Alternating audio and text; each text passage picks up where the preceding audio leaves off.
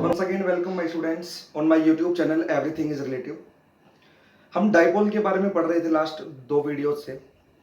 तो डाइपोल के बारे में मैंने अभी तक आपको क्या क्या बता दिया है। डाइपोल के बारे में मैंने आपको बता दिया है कि डाइपोल होता क्या है, फिर मैंने बताया था कि डाइपोल मोमेंट क्या होता है, फिर मैंने आपको बताया था कि डाइपोल मोमेंट एक वेक्टर क्वांटिटी है जिसकी डायरेक्शन नेगेटिव से पॉजिटिव होती है। फिर मैंने आपको बताया कि डाइपोल मोमेंट कैसे कैलकुलेट करते हैं। फिर हमने उसका डाइपोल मोमेंट की कैलकुलेशन पर बेस्ड कुछ न्यूमेरिकल्स भी सॉल्व किए थे, कुछ हमने बेसिक लेवल के न्यूमेरिकल किए थे, उसके बाद में हमने एडवांस लेवल के क्वेश्चन भी किए थे। फिर लास्ट वीडियो में मैंने आपको बताया था कि इलेक्ट्रिक डाइपोल की वजह से फील्ड कितना जनरेट होता है। आ रही है बात समझ में? तो वहां पे मैंने आपको बताया था कि डाइपोल की एक्सिस पे जो फील्ड आता है वो आपका कितना आता है फील्ड, वो आता है आपके पास 2kp/x³। ये मैंने आपको बताया था। और अगर मैं डायरेक्शन की बात करूं तो वो जो डायरेक्शन आई थी वो आपकी क्या आई थी, parallel to the dipole moment, यानी डाइपोल मोमेंट की डायरेक्शन के पैरेलल आई थी। फिर मैंने आपको बताया था कि इक्वेटोरियल लाइन पे कितना आया था। तो इक्वेटोरियल लाइन पे जो फील्ड आया था आपके पास वो आया था kp/x³, और उसकी जो डायरेक्शन आई थी वो आपकी आई थी anti parallel to the direction of dipole moment. यानी इक्वेटोरियल लाइन पे जो इलेक्ट्रिक फील्ड आता है डाइपोल की वजह से वो आता तो है kp/x³, लेकिन उसकी डायरेक्शन जो होती है वो कितनी होती है आपकी, वो डाइपोल मोमेंट की डायरेक्शन के एंटी पैरेलल होता है। यानी डाइपोल मोमेंट अगर राइट में है तो इक्वेटोरियल पे जो फील्ड आएगा वो लेफ्ट में आएगा। आधी बात समझ में क्या कहना चाह रहा हूँ। उसके बाद में मैंने आपको बताया था कि अगर मुझे एक रैंडम पॉइंट पे फील्ड बताना है तो किसी रैंडम पॉइंट पे जो फील्ड होता है वो होता है आपके पास kp/x³ √3 cos² θ +1। ये फॉर्मूला हमारे पास आया था लास्ट वीडियो में, मैंने इसका डेरिवेशन भी किया था। तो अगर मुझे किसी रैंडम पॉइंट पे इलेक्ट्रिक फील्ड कैलकुलेट करना है ड्यू टू डाइपोल तो उस फील्ड की वैल्यू जो आई थी आपकी ये आई थी। और जो मैंने डायरेक्शन का फॉर्मूला निकाला था अल्फा इक्वल्स टू वो आया था tan इनवर्स 1/2 tan थीटा। आ रही बात समझ में? ये आपकी डायरेक्शन का फॉर्मूला आया था। फिर मैंने आपको बोला था कि आईआईटी और नीट में जो क्वेश्चंस दिए हुए होते हैं उसमें डायरेक्शन जो होती है आपकी वो डाइपोल की एक्सिस से दी हुई होती है। आ रही बात समझ में? तो मैंने आपको बताया था कि अगर मेरे को डाइपोल की एक्सिस से डायरेक्शन निकालनी हो तो एक्सिस से अगर डायरेक्शन निकालनी है तो वो हो जाएगी थीटा प्लस अल्फा। आ रही बात समझ में? और अल्फा की वैल्यू ये है tan इनवर्स 1/2 tan थीटा। तो ये सब चीजें एक बार डिस्कशन हमने लास्ट वीडियो में किया था। तो आई होप कि ये सारी चीजें आपको लास्ट वीडियो में समझ में आ गई होंगी। ठीक है, अब इस वीडियो में हम क्या करने वाले हैं, इस वीडियो में मैं आपको जो इलेक्ट्रिक फील्ड की वैल्यू मैंने कैलकुलेट करवाई थी लास्ट वीडियो में एक्सिस पे, इक्वेटोरियल पे और रैंडम पॉइंट पे, उन्हीं पर बेस्ड हम कुछ न्यूमेरिकल सॉल्व करने वाले हैं। आ रही बात समझ में? मतलब लास्ट वीडियो में हमने पूरा थ्योरेटिकल पोर्शन देखा था electric field due to dipole का। इस वीडियो में हम कंप्लीटली न्यूमेरिकल पोर्शन देखेंगे electric field due to dipole का। आ रही बात समझ में? तो एक तो मेरी रिक्वेस्ट है कि आप इस वीडियो को देखने से पहले लास्ट दो वीडियो देख लो डाइपोल मोमेंट के और electric field due to dipole के। अदरवाइज अगर आप डायरेक्ट इस वीडियो को देखोगे, डायरेक्ट न्यूमेरिकल समझने की कोशिश करोगे तो आपको समझने में थोड़ी प्रॉब्लम आ सकती है। तो एक बार आप थ्योरी देख लीजिए, उसके बाद में जब आप इस न्यूमेरिकल पोर्शन को देखोगे तो आपको समझने में आसानी होगी। तो चलिए स्टार्ट करते हैं। तो पहले तो मैं एक बेसिक से न्यूमेरिकल से स्टार्ट करता हूं जैसे मैं हर बार करता हूं, फिर धीरे धीरे लेवल को बढ़ाते बढ़ाते एडवांस की तरफ मूव करेंगे। तो देखो मेरा फर्स्ट क्वेश्चन क्या है। तो अब देखो मेरा नेक्स्ट क्वेश्चन क्या है। नेक्स्ट क्वेश्चन में मुझे ये बोला गया है कि दो चार्ज है, एक चार्ज तो है -1 माइक्रोकूलम का, एक चार्ज है +1 माइक्रोकूलम का, और उनके बीच का जो सेपरेशन है वो है 5 mm। आ रही बात समझ में? और मुझे ये बोला गया है कि इन दोनों चार्जेस को मिलाने वाली लाइन के परपेंडिकुलर बाइसेक्टर पे, यानी ये जो लाइन मैंने ऊपर बनाई है वर्टिकल लाइन, ये क्या है, इन दोनों चार्जेस को मिलाने वाली लाइन के परपेंडिकुलर बाइसेक्टर है। तो इनके परपेंडिकुलर बाइसेक्टर वाली जो लाइन है उस लाइन पर इसके मिड पॉइंट से 2 मीटर की डिस्टेंस पे कोई पॉइंट है P। इस P पॉइंट पे मुझे बताना है कि इलेक्ट्रिक फील्ड कितना होगा। आ रही बात समझ में? तो देखो बहुत सिंपल सा क्वेश्चन है, बस इस क्वेश्चन में हमको ये क्लिक करना है कि ये P पॉइंट कहाँ रखा है। तो दोनों चार्जेस को मिलाने वाली लाइन के परपेंडिकुलर बाइसेक्टर वाली जो लाइन होती है वो इक्वेटोरियल लाइन होती है। और हमको पता है कि इलेक्ट्रिक डाइपोल की वजह से इक्वेटोरियल पे जो फील्ड आता है वो कितना आता है, तो वो हमने कैलकुलेट किया था, वो आया था हमारा kp/x³। आ रही है बात समझ में?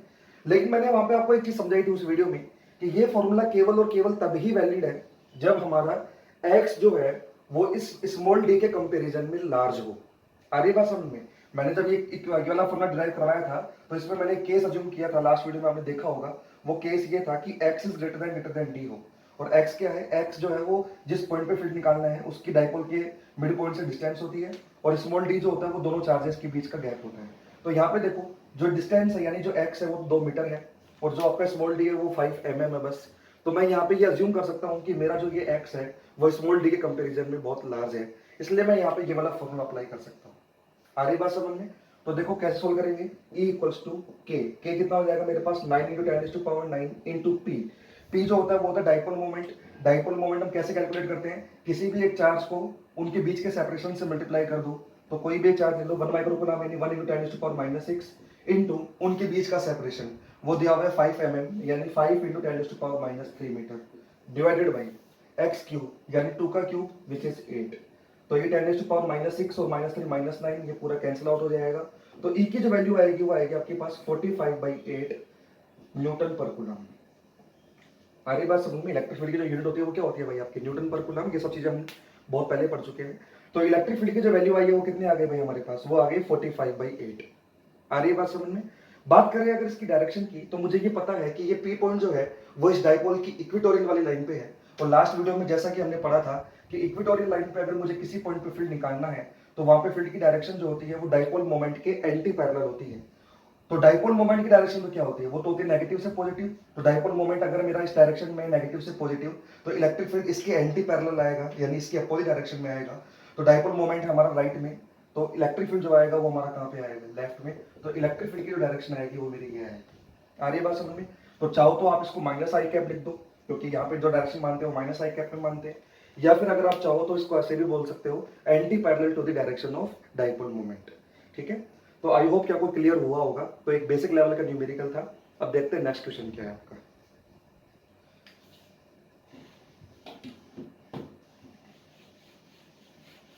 तो देखो अब नेक्स्ट क्वेश्चन क्या है। नेक्स्ट क्वेश्चन में मुझे बोला गया कि मेरे पास दो चार्जेस हैं जिनका मैग्नीट्यूड तो सेम है 5 माइक्रोकूलम 5 माइक्रोकूलम, बट एक का जो साइन है वो नेगेटिव है, एक का साइन अपोजिट है, मतलब पॉजिटिव है यहाँ पे, और उनके बीच का सेपरेशन मुझे 4 सेंटीमीटर दिया हुआ है। तो बेसिकली मुझे एक डाइपोल दिया हुआ है, क्योंकि डाइपोल में यही होता है दो सेम मैग्नीट्यूड के चार्ज, बट उनका साइन जो है वो अपोजिट होना चाहिए और उनके बीच में कुछ सेपरेशन होना चाहिए। तो बेसिकली मुझे ये डाइपोल दे दिया, और मुझे ये बोला गया है कि इस डाइपोल के मिड पॉइंट से, इस डाइपोल के कहां से, मिड पॉइंट से 4 सेंटीमीटर के डिस्टेंस पे इसके एक्सिस के अलोंग एक पी पॉइंट है। तो इस पी पॉइंट पर मुझे पूछा गया है कि इलेक्ट्रिक फील्ड कितना होगा। आ रही बात समझ में क्या कहना चाह रहा हूं। तो हमको इसके एक्सिस के ऊपर, इसके मिड पॉइंट से 4 सेंटीमीटर के डिस्टेंस पे एक पॉइंट है पी, जहां पे मुझे क्या कैलकुलेट करना है, इलेक्ट्रिक फील्ड कैलकुलेट करना है। ठीक है, तो बहुत आसान क्वेश्चन है, सिंपल फॉर्मूला बेस्ड क्वेश्चन है। आप एक बार वीडियो को पॉज करो, फॉर्मूलेज आपको पता ही है, लास्ट वीडियो में मैंने आपको फॉर्मूले सारे ड्राइव करके बताए ही थे। तो कौन सा फॉर्मूला यहाँ पे अप्लाई होगा वो आपको सोचना है। तो वीडियो को पॉज करो, कौन सा फॉर्मूला आपको अप्लाई करना है वो अप्लाई करो और उसके आंसर निकालने की कोशिश करो, फिर मैं आपको बताता हूँ इसका राइट आंसर क्या है। सो आई होप कि आपने वीडियो को पॉज किया होगा, सॉल्व भी किया होगा और आपका कुछ ना कुछ आंसर भी आया होगा। तो देखो इसको कैसे सॉल्व करेंगे। अब देखो आपको ये साफ साफ नजर आ रहा है कि ये जो पी पॉइंट है वो इसकी एक्सिस पे है। आगे बात समझ में। तो इसकी एक्सिस पे जो फील्ड होता है डाइपोल की एक्सिस पे, वो आपको पता है वो होता है 2kp/x³। आ रही बात समझ में। और ये जो x जो होता है वो मिड पॉइंट से डिस्टेंस होती है। तो एक बच्चा जो है वो ये वाला फॉर्मूला अप्लाई कर सकता है और उसमें k की वैल्यू डाल देगा 9 × 10⁻⁹ और p की वैल्यू डाल देगा q इंटू इनके बीच का सेपरेशन, और x को वो अज्यूम कर लेगा 4 सेंटीमीटर, तो उसके हिसाब से वो इलेक्ट्रिक फील्ड कैलकुलेट कर सकता है। आ रही बात समझ में। बट ये गलत है यहाँ पे, और इसलिए ही मैंने ये क्वेश्चन आपको करवाया है। आ रही बात समझ में। ये क्यों गलत है, वापस से वही रीजन है। मैंने आपको बताया था कि एक्सिस पे जो फील्ड आता है वो 2kp/x³ आता है और इक्वेटोरियल पे जो फील्ड आता है वो kp/x³ आता है। बट ये दोनों फॉर्मूले केवल तभी वैलिड है हमारे जब हम ये बोले कि हमारा जो ये x है, x मतलब जिस पॉइंट पे मुझे फील्ड निकालना है उसकी डाइपोल के मिड पॉइंट से डिस्टेंस, यानी यहाँ पे जो x का काम कौन कर रहा है 4 सेंटीमीटर। तो अगर ये x जो है वो इन दोनों चार्जेस के बीच के सेपरेशन से बहुत बड़ा हो तो ही हम ये फॉर्मूले अप्लाई कर सकते हैं। तो यहाँ पे देखो ये जो x है वो 4 सेंटीमीटर है और इनके बीच का सेपरेशन भी 4 सेंटीमीटर है। तो यहाँ पे x ग्रेटर देन d वाली कंडीशन जो है वो सेटिस्फाई नहीं हो रही, उल्टा यहाँ पे तो x जो है वो d के इक्वल ही आ गया, उल्टा बहुत बड़ा होने के बजाय तो यहाँ पे तो इक्वल ही है। तो इस केस में हम ये वाला फॉर्मूला अप्लाई नहीं कर सकते। तो जल्दीबाजी में अगर ये मेंस में या नीट में आ जाता है, क्योंकि ये क्वेश्चन कोई ज्यादा एडवांस लेवल का क्वेश्चन नहीं है भाई, बिल्कुल बेसिक लेवल का क्वेश्चन है, बट फिर भी अगर नीट और मेंस में अगर ये क्वेश्चन आ जाता है तो आता हुआ क्वेश्चन भी गड़बड़ हो सकता है, क्योंकि कई बच्चे जो है वो डायरेक्ट ये फॉर्मूला अप्लाई कर देंगे 2kp/x³। तो यहाँ पे ये गड़बड़ मत कर देना। आ रही बात समझ में। तो अगर यहाँ पे ये वाला फॉर्मूला अप्लाई नहीं होगा तो फिर हम सोल्व कैसे करेंगे। तो सोल्व करने का तरीका सिंपल है भाई। कैसे सिंपल करेंगे, कैसे सोल्व करेंगे, देखो मुझे सीधी सीधी बात ही है कि पी पॉइंट पे इलेक्ट्रिक फील्ड कैलकुलेट करना है। तो पी पॉइंट पे जो इलेक्ट्रिक फील्ड आएगा वो +5 माइक्रोकूलम की वजह से भी आएगा और -5 माइक्रोकूलम की वजह से भी आएगा। तो 5 +5 माइक्रोकूलम की वजह से जो फील्ड आएगा वो तो राइट में आएगा। तो मैं यहाँ पे लिख रहा हूँ E ड्यू टू +5 माइक्रोकूलम। ये सिंपल मैंने सिंबल काम में लिया है कि +5 माइक्रोकूलम चार्ज की वजह से फील्ड कहाँ पे आने वाला है, वो आपका राइट में आने वाला है। राइट में क्यों आएगा, ये सब चीजें डायरेक्शन हम बहुत बार देख चुके हैं, तो मैं ये मान के चल रहा हूँ अब आपको डायरेक्शन देखना आ गया होगा। ऐसे ही नेगेटिव -5 माइक्रोकूलम चार्ज की वजह से जो फील्ड आने वाला है वो आपका लेफ्ट में आने वाला है। तो -5 माइक्रोकूलम की वजह से तो लेफ्ट में आने वाला है, और +5 माइक्रोकूलम की वजह से कहां पे आने वाला है, राइट में आने वाला है। तो नेट फील्ड जो होगा वो इन दोनों के सबट्रैक्शन के बराबर हो जाएगा, क्योंकि दोनों का फील्ड जो है वो एक दूसरे की अपोजिट डायरेक्शन में है। बात करें अगर ज्यादा फील्ड किसका है, तो ज्यादा फील्ड मुझे पता है, ज्यादा फील्ड तो पॉजिटिव चार्ज वाले का है। तो अगर मुझे नेट फील्ड लिखना है तो मैं नेट फील्ड लिखूंगा E due to +5 microcoulomb minus E due to -5 microcoulomb, क्योंकि 5 +5 माइक्रोकूलम का फील्ड ज्यादा है तो उसमें से मैं इसको माइनस कर दूंगा क्योंकि डायरेक्शन अपोजिट है। तो नेट इलेक्ट्रिक फील्ड क्या हो जाएगा, देखो अगर मैं +5 माइक्रोकूलम की वजह से फील्ड चेक करूं तो वो आएगा KQ/R²। तो के तो हो जाएगा 9 × 10⁹ इंटू क्यू जो है वो 5 माइक्रोकूलम है, यानी 5 × 10⁻⁶ डिवाइडेड बाई R²। आर जो होगी वो डिस्टेंस होगी 5 माइक्रोकूलम की पी पॉइंट से, वो डिस्टेंस जो आने वाली है वो 2 सेंटीमीटर आने वाली है। ये आपको समझ में आ गया होगा, क्योंकि ये पूरा 4 सेंटीमीटर है, ये मिड पॉइंट है तो ये 2 सेंटीमीटर हो जाएगा, तो ये गैप आपका 2 सेंटीमीटर का बचेगा। तो अपॉन में R² यानी 2 सेंटीमीटर का स्क्वायर, वो हो जाएगा 4 × 10⁻⁻⁴, क्योंकि सेंटीमीटर को मैं मीटर में भी कन्वर्ट करूंगा। आ रही बात समझ में? तो ये सिंपल कैलकुलेशन कर रहा हूँ मैं, कैलकुलेशन में आपको इतना ज्यादा सोचने की जरूरत नहीं है, ये आपको खुद को ही करनी है, इसलिए मैं अपने लेवल पे जल्दी जल्दी समझा रहा हूँ इस चीज को। तो -5 माइक्रोकूलम चार्ज की वजह से कितना फील्ड आएगा, वो भी आएगा KQ/R², यानी 9 × 10⁻⁶ इंटू क्यू, 5 माइक्रोकूलम ही है वो भी, तो 5 × 10⁻⁶ डिवाइडेड बाई R²। तो R² कितना होगा, तो यहाँ पे -5 माइक्रोकूलम चार्ज की पी पॉइंट से जो डिस्टेंस है वो हो जाएगी 6 सेंटीमीटर। तो 6 सेंटीमीटर का स्क्वायर जब आप करोगे तो वो हो जाएगा 36 × 10⁻⁴ मीटर स्क्वायर, क्योंकि यहाँ पे जो 6 है वो सेंटीमीटर में है, तो पहले इसको मीटर में कन्वर्ट करूंगा, फिर उसका स्क्वायर यहाँ पे पुट करूंगा। आ रही है बात समझ में? तो ये सिंपल कैलकुलेशन चल रही है भाई यहाँ पे। तो E कितना हो जाएगा, देखो अगर मैं ऊपर देखूं तो ऊपर हो जाएगा 45 × 10⁻³ और यहाँ पे भी 45 × 10⁻, ये सॉरी यहाँ पे 9 था, तो यहाँ पर भी 45 × 10⁻³ हो जाएगा और यहाँ पे भी 45 × 10⁻³ हो जाएगा। तो ऊपर से 45 × 10⁻³ कॉमन ले रहा हूँ और नीचे में 10⁻⁻⁴ भी कॉमन ले रहा हूँ। तो यहाँ पे जो बचेगा आपके पास वो बचेगा 1/4 और यहाँ पे जो बचेगा आपके पास वो बचेगा 1/36। आ रही है बात समझ में? तो जब आप इसको थोड़ा सिंप्लीफाई करोगे, इसको पूरे को जब आप सोल्व करोगे, तो मैं आपको फाइनल आंसर बता देता हूँ। तो जो आपका फाइनल आंसर यहाँ पे आना चाहिए वो आना चाहिए आपका 10⁸ न्यूटन पर कूलम। तो ये यहाँ पे फील्ड आएगा आपका 10⁸ न्यूटन पर कूलम यहाँ पे फील्ड आएगा। जब आप इसको पूरा सिंप्लीफाई करोगे, 36 यहाँ पे एलसीएम आएगा, एलसीएम लेके आप सोल्व करना, जो कट रहा है उसको काट देना, जो फाइनल आंसर आपके पास बचने वाला है वो 10⁸ न्यूटन पर कूलम बचने वाला है। बात करें डायरेक्शन ऑफ द फील्ड की, तो मुझे पता है कि ये वाला जो पॉइंट है वो इस डाइपोल के एक्सिस पे रखा हुआ है और एक्सिस पे मुझे फील्ड पता है कि एक्सिस पे जो फील्ड होता है वो डाइपोल मोमेंट की डायरेक्शन में ही होता है। डाइपोल मोमेंट कहां से कहां होता है, नेगेटिव से पॉजिटिव, यानी डाइपोल मोमेंट जो राइट में है, तो फील्ड भी जो यहाँ पे आएगा वो कहां पे आने वाला है, राइट में ही आने वाला है। ये सब चीजें मैं आपको ऑलरेडी एक्सप्लेन कर चुका हूँ।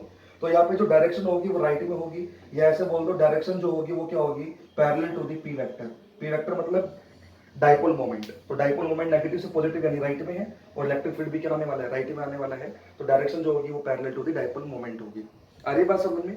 तो एक सिंपल क्वेश्चन था, लेकिन इस क्वेश्चन को करवाने का मेरा सिर्फ इंटेंशन यही था कि एक बार डायरेक्ट फॉर्मूला अप्लाई करने से पहले ये आप जरूर देख लीजिएगा कि हमको जो डिस्टेंस दी गई है x, वो d के कंपेरिजन में लार्ज है या नहीं है। अगर x d के कंपेरिजन में लार्ज है तब तो मैं ये फॉर्मूला अप्लाई कर दूंगा डायरेक्ट, 2kp/x³ या फिर kp/x³। बट अगर लार्ज नहीं है तो फिर मेरे को सिस्टमेटिक तरीके से ही सोल्व करना पड़ेगा, जैसे मैंने इस क्वेश्चन को सोल्व किया है। ठीक है, तो आई होप कि जो मेरा इंटेंशन था वो आपको समझ में आया होगा और मैं उम्मीद करके चल रहा हूँ कि आप गलती नहीं करोगे अब एग्जाम में। तो चलते हैं, देखते हैं नेक्स्ट क्वेश्चन क्या है मेरा। अब देखो मेरा नेक्स्ट क्वेश्चन क्या है। तो नेक्स्ट क्वेश्चन में मुझे क्या बोला गया है, नेक्स्ट क्वेश्चन में मुझे ये बोला गया है कि मेरे पास 3 चार्जेस हैं, तीनों पॉइंट चार्जेस हैं। एक तो है -q, एक है +q और एक और है +q। आगे बात समझ में क्या कहना चाह रहा हूं? तो -q +q और एक और +q, कोई भी दो चार्ज के बीच का सेपरेशन स्मॉल डी है, यानी इन दोनों के सेपरेशन भी स्मॉल डी है, इन दोनों के बीच का सेपरेशन भी स्मॉल डी है। आ रही बात समझ में? तो मतलब मैं ऐसे भी कह सकता हूं कि जो +q है वो इन दोनों के मिड पॉइंट पे आ रहा है। ठीक है, तो ये मुझे दिया हुआ है और मुझे ये बोला गया कि ये जो बीच वाला चार्ज है इससे x डिस्टेंस ऊपर इस p पॉइंट पे जो है वो इलेक्ट्रिक फील्ड कितना होगा इस पूरे सिस्टम की वजह से। और एक इंफॉर्मेशन मुझे और गिवन है इस क्वेश्चन में, वो गिवन है कि x जो है वो ग्रेटर देन क्या है मेरा, स्मॉल d है, यानी x की जो वैल्यू है वो d से कैसी है, बहुत बड़ी है। ये भी मुझे यहाँ पे गिवन है। आ रही बात समझ में क्या कहना चाह रहा हूँ? तो आई होप क्या वो क्वेश्चन तो समझ में आ ही गया होगा कि ये तीनों चार्जेस है, इनके बीच का सेपरेशन स्मॉल डी है। बीच वाले चार्ज से x डिस्टेंस पे p पॉइंट पे मुझे फील्ड कैलकुलेट करना है इस पूरे सिस्टम की वजह से, और ये कंडीशन मुझे पहले से ऑलरेडी दी हुई है। ठीक है, तो आई होप कि आपको क्लियर हो गया होगा क्वेश्चन अच्छे से। तो वीडियो को पॉज कीजिए, थोड़ा कोशिश कीजिए सोल्व करने की, फिर मैं आपको बताता हूँ इसका राइट आंसर क्या है। सो आई होप कि आपने सोचा होगा क्वेश्चन के बारे में और आपने कुछ वैल्यू भी कैलकुलेट करने की कोशिश की होगी। तो देखो इसको अपन कैसे सोल्व करेंगे। अब इस क्वेश्चन को सोल्व करने के लिए स्टूडेंट्स अलग अलग अप्रोच लगा सकता है। यहाँ पे माइनस क्यू की वजह से फील्ड निकाल सकता है, इस प्लस क्यू की वजह से फील्ड निकाल लेगा, और इस प्लस क्यू की वजह से फील्ड निकाल लेगा, और फिर वो इन तीनों की फील्ड का क्या कर लेगा, रिजल्टेंट निकाल लेगा, और वो उसका राइट आंसर भी होगा। कोई गलती नहीं है, प्रोसेस बिल्कुल सही है, मेथड भी बहुत सही है, लेकिन एक टाइम कंज्यूमिंग प्रोसेस है, क्योंकि पहले आपको इसकी वजह से फील्ड निकालना पड़ेगा, फिर इसकी वजह से फील्ड निकालना पड़ेगा, फिर इसकी वजह से फील्ड निकालना पड़ेगा, फिर तीनों की डायरेक्शन चेक करनी पड़ेगी, और फिर तीनों के लिए आपको रिजल्टेंट का फॉर्मूला लगाना पड़ेगा, जो एक बहुत लेंथी प्रोसेस है, लेकिन एक राइट पाथ है क्वेश्चन सॉल्व करने का। आंसर आ जाएगा उससे, मतलब गलती नहीं है, वो सही है। एक दूसरा मेथड जो मुझे यहाँ पे नजर आता है वो ये नजर आता है कि अगर मैं इस चार्ज को और इस चार्ज को मिला के एक डाइपोल मान लूं, तो इसका इलेक्ट्रिक फील्ड पर डायरेक्ट निकाल लूं, क्योंकि इस डाइपोल की वजह से ये वाला जो पॉइंट है वो इसकी इक्वेटोरियल वाली लाइन पे आ रहा है, क्योंकि ये जो दोनों चार्जेस हैं अगर मैं इसको डाइपोल मानूं तो ये वाला जो पी पॉइंट है वो इनकी परपेंडिकुलर बाइसेक्टर वाली लाइन पे आ रहा है। तो मैंने जो यहाँ पे दोनों चार्जेस को, जिसको मैंने यहाँ पे ब्लॉक में बंद किया है बॉक्स में, तो इन दोनों चार्ज को मैं डाइपोल मान लूं, तो इन दोनों डाइपोल के अकॉर्डिंग पी पॉइंट जो है वो इसकी इक्वेटोरियल पे है। तो मैं इन दोनों चार्जेस का जो नेट फील्ड आने वाला है वो मैं डायरेक्ट लिख सकता हूँ। तो इसका और इस चार्ज का भाई डाइपोल मान सकता हूँ, तो इनका जो फील्ड आएगा वो तो कितना आएगा, वो तो आएगा kp बाई एक्स क्यूब। आ रही बात समझ में? यहाँ पे kp बाई एक्स क्यूब क्यों लगा पा रहा हूँ, क्योंकि मुझे ये ऑलरेडी गिवन है कि x जो है वो इस d के कंपेरिजन में बहुत लेंथी है। तो यहाँ पे आएगा इक्वेटोरियल पे जो फील्ड होता है वो होता है kp बाई एक्स क्यूब। तो kp बाई एक्स क्यूब, यहाँ पे x ही दिया हुआ है तो ये kp बाई एक्स क्यूब हो जाएगा। बात करते हैं p की वैल्यू की, तो p होता है चार्ज इनटू उनके बीच का सेपरेशन, सेपरेशन यहाँ पे 2d है, तो ये हो जाएगा 2k qd divided by x cube. तो ये तो फील्ड आ गया इन दोनों चार्जेस की वजह से। बात करें इसकी डायरेक्शन की, तो मुझे पता है कि इक्वेटोरियल पे डाइपोल की वजह से जो फील्ड आता है वो डाइपोल मोमेंट के एंटी पैरेलल होता है। तो डाइपोल मोमेंट नेगेटिव से पॉजिटिव यानी इस तरफ होगा, तो इलेक्ट्रिक फील्ड जो आएगा वो इस तरफ आएगा। तो ये जो इलेक्ट्रिक फील्ड आएगा ये तो डाइपोल की वजह से आएगा, जो मैंने यहाँ पे अपने मन से अज्यूम किया है। अब बचा ये वाला चार्ज, इस वाले चार्ज का जो फील्ड आएगा वो ऊपर आएगा, ये आपको समझ में आ गया होगा क्योंकि ये चार्ज पॉजिटिव है। तो यहाँ पे अगर मैं पॉइंट टेस्ट चार्ज मानूंगा तो उस टेस्ट चार्ज को ये ऊपर रिपेल करेगा, तो इसका जो फील्ड आएगा वो तो ऊपर ही आने वाला है। बात करें इसकी फील्ड की वैल्यू की, तो इसकी जो फील्ड की वैल्यू आएगी वो आएगी, पॉइंट चार्ज है तो पॉइंट चार्ज की वजह से फील्ड जो होता है वो होता है के क्यू बाई एक्स स्क्वायर। आ रही बात समझ में क्या कहना चाह रहा हूँ? तो ये मैंने फील्ड निकाल लिया इस चार्ज की वजह से, और ये इन दोनों चार्ज का जो नेट आने वाला है वो डाइपोल बन गया, तो डाइपोल की वजह से इधर आने वाला है। तो एक फील्ड तो ये आ गया, एक फील्ड ये आ गया। अब इनका अगर मेरे को रिजल्टेंट चेक करना है तो रिजल्टेंट के लिए मैं फॉर्मूला लगा सकता हूँ under root A square plus B square plus 2ab cos theta. आ रही बात समझ में? तो इसके इस फील्ड के बीच में और इस फील्ड के बीच में जो एंगल है वो 90 डिग्री का है, तो ये वाली वैल्यू तो जीरो हो जाएगी। तो simple under root A square plus B square हो जाएगा। Under root A square plus B square का मतलब ये है अंडर रूट इसका स्क्वायर प्लस इसका स्क्वायर। तो जब आप करोगे देखो क्या हो जाएगा, एक तो आएगा के क्यू बाई एक्स स्क्वायर का होल स्क्वायर प्लस एक आएगा आपके पास 2k3d divided by x cube का होल स्क्वायर। थोड़ा सा इसको जब आप सोल्व करोगे तो के क्यू बाई एक्स स्क्वायर तो कॉमन आके बाहर आ जाएगा, यहाँ पे बचेगा 1 plus 4d square divided by x square. तो ये मेरा राइट आंसर होगा इलेक्ट्रिक फील्ड का। आ रही बात समझ में? तो ये मेरा नेट इलेक्ट्रिक फील्ड हो गया इस पूरे सिस्टम की वजह से। सो आई होप कि आपको क्लियर हुआ होगा कि मैंने कैसे सॉल्व किया है इसको। तो मैं एक बार थोड़ा सा दोबारा से बताता हूँ मैंने क्या किया है। इस नेगेटिव चार्ज और इस पॉजिटिव चार्ज को एक डाइपोल मान लिया है, और डाइपोल की वजह से जो फील्ड होता है, डाइपोल की वजह से जो फील्ड होता है वो मुझे पता है इक्वेटोरियल लाइन पे kp बाई एक्स क्यूब। तो यहाँ पे मैंने kp by x cube formula लगा दिया। p जो होता है वो होता है डाइपोल मोमेंट, वो होता है चार्ज इंटू इनके बीच का सेपरेशन, तो वो जाएगा q इंटू 2d। तो ये तो इलेक्ट्रिक फील्ड आ गया इसका और इसका मिला के, वो आएगा इलेक्ट्रिक डाइपोल मोमेंट के एंटी पैरेलल। तो इलेक्ट्रिक डाइपोल मोमेंट राइट में है तो इलेक्ट्रिक फील्ड आएगा इसके एंटी पैरेलल यानी लेफ्ट में। फिर मैंने इस चार्ज का फील्ड निकाला, ये चार्ज एक पॉइंट चार्ज है, इसका जो फील्ड आएगा वो ऊपर की तरफ आएगा, वो आएगा के क्यू बाई आर स्क्वायर। तो इस चार्ज का फील्ड तो ये आ गया और इन दोनों का जो आ गया वो इधर आ गया। तो मुझे नेट इलेक्ट्रिक फील्ड निकालना है तो इन दोनों का रिजल्टेंट निकालना पड़ेगा। तो मैंने रिजल्टेंट का फॉर्मूला लगाया और मेरा ये फाइनल आंसर आ गया। बात समझ में आ रही क्या कहना चाह रहा हूँ? अगर आपसे डायरेक्शन भी पूछे तो आप इजीली डायरेक्शन भी कैलकुलेट कर सकते हो, वो सब आपने वेक्टर वेक्टर में पढ़े रखा है। तो डायरेक्शन की यहाँ पे बात नहीं कर रही, इसलिए मैं डायरेक्शन के बारे में चर्चा भी नहीं कर रहा। मुझे सिर्फ फील्ड की वैल्यू पूछी गई थी, तो ये मेरी फील्ड की वैल्यू है। आगे बात समझ में? एग्जाम में अगर डायरेक्शन में आ जाए तो आप डायरेक्शन भी इजीली कैलकुलेट कर सकते हो। वेक्टर वाला फॉर्मूला आपको पता होना चाहिए, वो क्या होता है आपका? वो होता है tan अल्फा इक्वल टू होता है b sin theta upon a plus b cos theta. उस फॉर्मूले की हेल्प से आप डायरेक्शन में निकाल सकते हो कि नेट इलेक्ट्रिक फील्ड कहाँ पे आने वाला है। ठीक है, तो खैर वो सब चीजें हमसे नहीं पूछी, तो हमने सिर्फ यहीं पे आंसर छोड़ दिया है कि इलेक्ट्रिक फील्ड की जो वैल्यू आने वाली है वो ये आने वाली है। ठीक है, अच्छा, एक किसी बच्चे के दिमाग में अब ये डाउट आ सकता है कि सर आपने ये माइनस चार्ज और इस प्लस क्यू चार्ज को ही डाइपोल क्यों माना, इस माइनस और इस प्लस को क्यों नहीं माना आपने? आ रही बात समझ में? तो देखो, माइनस क्यू और इस प्लस क्यू को डाइपोल मानने में कोई दिक्कत तो नहीं है, सॉल्व तो इससे भी हो जाएगा, बट इससे आपकी कैलकुलेशन बढ़ जाएगी। क्यों? अगर मैं इसको डाइपोल मानूंगा एक, तो ये पॉइंट जो है ना तो वो एक्सिस पे आएगा, ना ही ये इक्वेटोरियल पे आएगा, ये एक रैंडम लोकेशन पे आ जाएगा। तो पहले फिर मुझे ये एंगल सेट करना पड़ेगा कि ये एंगल कितने का है, फिर मुझे ये डिस्टेंस भी चेक करनी पड़ेगी कि ये डिस्टेंस कितनी है, फिर इन दोनों की वजह से मुझे इलेक्ट्रिक फील्ड भी चेक करना पड़ेगा कहाँ आ रहा है। आ रही बात समझ में? फिर मुझे अलग से इसकी वजह से निकालना पड़ेगा, इसकी वजह से भी फिर वो डायरेक्शन जो है वो कहीं अजीब सी डायरेक्शन में आ जाएगी, कुछ इस तरफ। तो वो सोल्व करना मेरे लिए बड़ा कॉम्प्लिकेटेड हो जाएगा। आई होप कि आप समझ रहे हो मैं जो कहना चाह रहा हूँ। मतलब मेरा कहने का मतलब ये है कि अगर आप इस चार्ज को और इस चार्ज को एक डाइपोल मानते हो तो कैलकुलेशन जो है वो बहुत ज्यादा कॉम्प्लिकेटेड हो जाएगी, जबकि अगर मैं इसको और इसको एक डाइपोल मानूं तो वही कैलकुलेशन मेरे लिए बहुत सिंपल होगी। इसलिए मैंने अपना डाइपोल जो है वो इस चार्ज को और इस चार्ज को माना है। आगे बात समझ में? तो यही मैं आपको समझाना चाह रहा हूँ कि अगर एग्जाम में भी कोई ऐसे क्वेश्चन आते हैं तो आपको कौन से चार्ज को के ग्रुप को एक डाइपोल मानना है, वो आपको इस टाइप से सोचना पड़ेगा कि आपकी कैलकुलेशन थोड़ी सिंपल हो।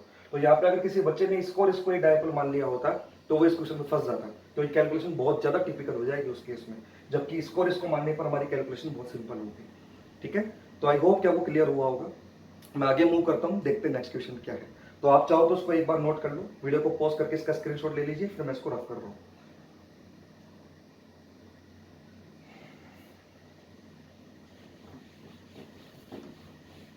तो अब देखिए नेक्स्ट क्वेश्चन क्या है मेरा। नेक्स्ट क्वेश्चन में मुझे ये बोला गया है कि ना एक लॉन्ग स्ट्रेट वायर है जिसकी charge density lambda coulomb per meter है, इससे r डिस्टेंस पे एक पॉइंट है P। आ रही बात समझ में? एक पॉइंट चार्ज है, इससे भी r डिस्टेंस पे कोई पॉइंट है P, और एक डाइपोल है, इससे भी r डिस्टेंस पे एक पॉइंट है P। आ रही बात समझ में क्या कहना चाह रहा हूँ? मतलब 3 पॉइंट लिए मैंने, उनमें से एक पॉइंट तो है r डिस्टेंस पे स्ट्रेट वायर से, लॉन्ग स्ट्रेट वायर से, एक पॉइंट P जो है वो है पॉइंट चार्ज से r डिस्टेंस पे, एक पॉइंट P जो है वो है डाइपोल से r डिस्टेंस पे। आ रही बात समझ में? तो बोला गया है कि अगर r की वैल्यू को इंक्रीज किया जाए, यानी इस P पॉइंट को स्ट्रेट वायर से दूर ले जाया जाए, इस P पॉइंट को पॉइंट चार से दूर ले जाया जाए, और इस P पॉइंट को डाइपोल से दूर ले जाया जाए, तो अगर इन तीनों केस में अगर r को इंक्रीज किया जाए तो इलेक्ट्रिक फील्ड जो है सबसे ज्यादा किससे डिक्रीज होगा, मतलब किस केस में डिक्रीज होगा? मतलब अगर मैं r को यहाँ पे इंक्रीज करूं, जैसे इस P पॉइंट को वायर से दूर लेके जाऊं, इस P पॉइंट को पॉइंट चार से दूर लेके जाऊं, और इस P पॉइंट को अगर मैं डाइपोल से दूर लेके जाऊं, तो तीनों केस में मुझे ये तो पता है कि इलेक्ट्रिक फील्ड जो है वो कम होगा, क्योंकि हम जब दूर जाते हैं तो इलेक्ट्रिक फील्ड कम होता है। लेकिन आपको बताना है कि सबसे तेजी से इलेक्ट्रिक फील्ड किस में डिक्रीज होगा। आ रही बात समझ में? डाइपोल के केस में, पॉइंट चार्ज के केस में, या स्ट्रेट वायर के केस में? आ रही बात समझ में क्या कहना चाह रहा हूँ?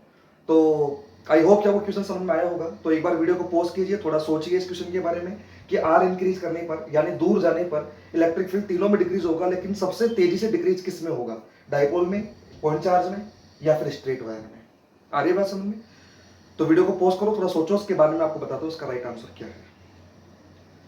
तो आई होप कि आपने वीडियो को पॉज किया होगा और आपने थोड़ा सोचा भी होगा। तो देखो, इसका जो राइट आंसर आएगा वो आएगा डाइपोल। मतलब अगर मैं डाइपोल से दूर जाऊंगा तो इलेक्ट्रिक फील्ड सबसे ज्यादा डिक्रीज होता है पॉइंट चार्ज और स्ट्रेट वायर के कंपैरिजन में। ऐसा क्यों? क्योंकि मुझे पता है कि डाइपोल की वजह से जो फील्ड आता है वो मेरा डिस्टेंस के क्यूब के इनवर्सली प्रोपोर्शनल होता है। ये मैंने आपको लास्ट वीडियो में इलेक्ट्रिक फील्ड निकाल के बताया भी था। चाहे वो एक्सिस पे आया हो, चाहे वो आपका इक्वेटोरियल पे आया हो, चाहे किसी रैंडम पॉइंट पे आया हो, तीनों ही केस में नीचे एक्स क्यूब आया था, यानी यहाँ पे आर दिया हुआ है तो नीचे तीनों केस में क्या आएगा? आर क्यूब आएगा। पॉइंट चार्ज की वजह से जो फील्ड होता है वो आर स्क्वायर के इनवर्सली प्रोपोर्शनल होता है, ये हमने पढ़ा था। पॉइंट चार्ज की वजह से जो फील्ड होता है वो होता है के क्यू बाई आर स्क्वायर, और स्ट्रेट वायर की वजह से जो फील्ड होता है वो आपका आर के इनवर्सली प्रोपोर्शनल होता है, ये भी हमने डिटरमाइन किया था। तो एक इनफाइनाइट लेंथ के वायर की वजह से जो फील्ड आया था वो आया था आपके पास 2k लैम्बडा अपॉन आर। आरे बात समझ में? 2k lambda upon R, lambda इसकी चार्ज डेंसिटी है, तो वहां पे आर के इनवर्सली प्रोपोर्शनल आया था। ये सब चीजें मैं आपको पढ़ा चुका हूँ। पॉइंट चार्ज में आर स्क्वायर के इनवर्सली प्रोपोर्शनल आया था और डाइपोल में आर क्यूब के इनवर्सली प्रोपोर्शनल आया है। तो अब आप खुद सोचो, अगर मैं आर को इंक्रीज करूं तो सबसे तेजी से डिक्रीज किस में होगा? तो सबसे फास्ट जो डिक्रीज होगा वो डाइपोल में डिक्रीज होगा सॉरी। आ रही बात समझ में क्या कहना चाह रहा हूँ? सो आई होप कि आपको ये क्लियर हुआ होगा कि सबसे रैपिडली फील्ड जो है वो किस में डिक्रीज होता है। तो वो आंसर आएगा आपका डाइपोल। तो चलिए ठीक है, बढ़ते हैं हम नेक्स्ट क्वेश्चन पे, देखते हैं नेक्स्ट क्वेश्चन क्या है। अब देखो नेक्स्ट क्वेश्चन जो थोड़ा सा अच्छा क्वेश्चन है मेरा। तो देखो इस क्वेश्चन में मुझे क्या बोला गया है, इस क्वेश्चन में मुझे ये बोला गया है कि एक डाइपोल है जो एक ओरिजिन पे रखा हुआ है। ये मान लो ओरिजिन है, तो ओरिजिन पे एक डाइपोल रखा हुआ है जिसका डाइपोल मोमेंट मुझे दिया हुआ है P, और बोला गया है कि इस डाइपोल की डायरेक्शन है वो एक्स एक्सिस से 37 डिग्री के एंगल पे है। बात समझ में आ रही क्या कहना चाह रहा हूँ? तो एक छोटा सा डाइपोल है जो ओरिजिन पे रखा हुआ है जिसकी डायरेक्शन एक्स एक्सिस से 37 डिग्री के एंगल पे है, और मुझे इस ओरिजिन से एक्स डिस्टेंस पे वाई एक्सिस पे एक पॉइंट है P, उस P पॉइंट पे मुझे इस डाइपोल की वजह से क्या कैलकुलेट करना है? इलेक्ट्रिक फील्ड कैलकुलेट करना है। आ रही बात समझ में क्या क्वेश्चन है? तो क्वेश्चन क्या है, ओरिजिन पे डाइपोल रखा है जिसकी डायरेक्शन एक्स एक्सिस से 37 डिग्री के एंगल पे है। आ रही बात समझ में? और इस ओरिजिन से वाई एक्सिस पे एक्स डिस्टेंस पे पॉइंट है P। आ रही बात समझ में? इस P पॉइंट पे मुझे ये बताना है कि इलेक्ट्रिक फील्ड जो आने वाला है वो कितना आने वाला है इस डाइपोल की वजह से। तो वीडियो को पॉज कीजिए, थोड़ा सोल्व करने की कोशिश कीजिए, फिर मैं आपको बताता हूं उसका राइट आंसर क्या है। सो आई होप कि आपने वीडियो को पॉज किया होगा, थोड़ा सोल्व करने की कोशिश भी की होगी। तो देखो उसको कैसे सोल्व करेंगे, मैं इसका सबसे सिंपल वाला मेथड बता रहा हूं। तो देखो कैसे सोल्व करेंगे, मैं इस डाइपोल को इसके कंपोनेंट में रिजोल्व कर देता हूं। तो डाइपोल का इस डायरेक्शन में जो कंपोनेंट आएगा वो तो आएगा P cos 37। P cos 37 का मतलब हो गया 4P/5। और डाइपोल का इस डायरेक्शन में जो कंपोनेंट आएगा, इस डायरेक्शन में जो कंपोनेंट आएगा वो आएगा P sin 37। P sin 37 का मतलब हो गया 3P/5। यानी यहाँ पे मेरे पास दो डाइपोल हो गए, एक तो एक्स एक्सिस के अलोंग है वो तो हो गया 4P/5 का, और एक है वाई एक्सिस के अलोंग डाइपोल वो है 3P/5 का। आ रही बात समझ में? तो बात करते हैं कि इस वाले डाइपोल की वजह से, अब इसको भूल जाओ भाई क्योंकि इसके तो मैंने कंपोनेंट ले लिए ना। अब मेरे पास दो डाइपोल हो गए, एक तो 4P/5 का जिसकी डायरेक्शन एक्स एक्सिस के अलोंग है, और एक डाइपोल है जिसका वो है 3P/5 का, वो है वाई एक्सिस के अलोंग। तो अगर मैं इस डाइपोल की वजह से बात करूं 4P/5 की वजह से, तो मैं क्या बोल सकता हूं ऐसा कि ये वाला डाइपोल है इसकी वजह से ये जो P पॉइंट है वो इसकी इक्वेटोरियल वाली लाइन पे आ गया, क्योंकि ये डाइपोल ओरिजिन पे रखा है कुछ इस टाइप से। तो अगर ये डाइपोल कुछ एक्स एक्सिस पे रखा है इस टाइप से, तो मैं बोल सकता हूं कि ये जो P पॉइंट है वो लगभग इसकी इक्वेटोरियल वाली लाइन पे आ रहा है। तो अगर ये वाला जो P पॉइंट है वो इस डाइपोल की इक्वेटोरियल वाली लाइन पे आ रहा है, तो इस वाले डाइपोल की वजह से यहाँ पे जो फील्ड आएगा P पॉइंट पे वो कितना आएगा? तो इस डाइपोल की वजह से जो फील्ड आएगा वो आएगा Kp/x3, क्योंकि इक्वेटोरियल पे जो फील्ड होता है वो कितना होता है Kp/x3, बट P जो है वो P नहीं है, वो 4P/5 है। तो मैं लिखूंगा K into 4P/5 upon x3। तो ये मेरा इलेक्ट्रिक फील्ड आ गया इस वाले डाइपोल की वजह से। बात करूं इसकी डायरेक्शन की, तो इसकी डायरेक्शन आएगी डाइपोल मोमेंट के एंटी पैरेलल। तो ये वाला जो डाइपोल है वो एक्स एक्सिस के लॉन्ग है राइट में, तो इलेक्ट्रिक फील्ड जो इस पॉइंट पे आएगा वो आएगा आपका लेफ्ट में, यानी मैं लिख सकता हूं -i में। आ रही बात समझ में? तो ये इलेक्ट्रिक फील्ड जो मैंने निकाला है वो इस 4P/5 वाले डाइपोल की वजह से निकाला है। अगर मैं इस 3P/5 वाले डाइपोल की बात करूं, तो इस 3P/5 वाला डाइपोल जो है उसकी डायरेक्शन वाई एक्सिस के अलोंग है, और ये P पॉइंट जो है वो उसी की लाइन में रखा हुआ है। यानी इस डाइपोल की अगर मैं बात करूं, तो इस डाइपोल के लिए ये वाला जो P पॉइंट है वो एक्सियल पॉइंट का काम कर रहा है। तो एक डाइपोल की वजह से एक्सिस पे जो फील्ड आता है, यानी इस वाले डाइपोल की वजह से जो फील्ड आएगा वो आएगा 2Kp/x3। तो 2Kp, P की जगह जाएगा 3P/5 अपॉन x3। और बात करूं उस डायरेक्शन की, तो एक्सिस पे जो फील्ड होता है उसकी डायरेक्शन डाइपोल मोमेंट की डायरेक्शन में ही होती है। तो डाइपोल मोमेंट हमारा ऊपर की तरफ ही है, तो इलेक्ट्रिक फील्ड भी ऊपर की तरफ ही आ जाएगा, यानी मैं अगर डायरेक्शन की बात करूं तो जे कैप में हो जाएगा। बात समझ में आ रही क्या कहना चाह रहा हूं? तो यहाँ पे मैंने क्या किया है, इस डाइपोल को कंपोनेंट में रिजोल्व कर दिया।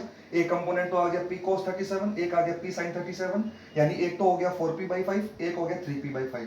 तो इस 4P/5 वाले डाइपोल की वजह से तो ये पॉइंट इक्वेटोरियल पे हो गया, तो उसके अकॉर्डिंग मैंने फील्ड चेक कर लिया। और 3P/5 वाले डाइपोल की अकॉर्डिंग ये वाला जो P पॉइंट है वो इसकी एक्सिस पे हो गया, तो उसकी वजह से मैंने फील्ड और डायरेक्शन चेक कर ली।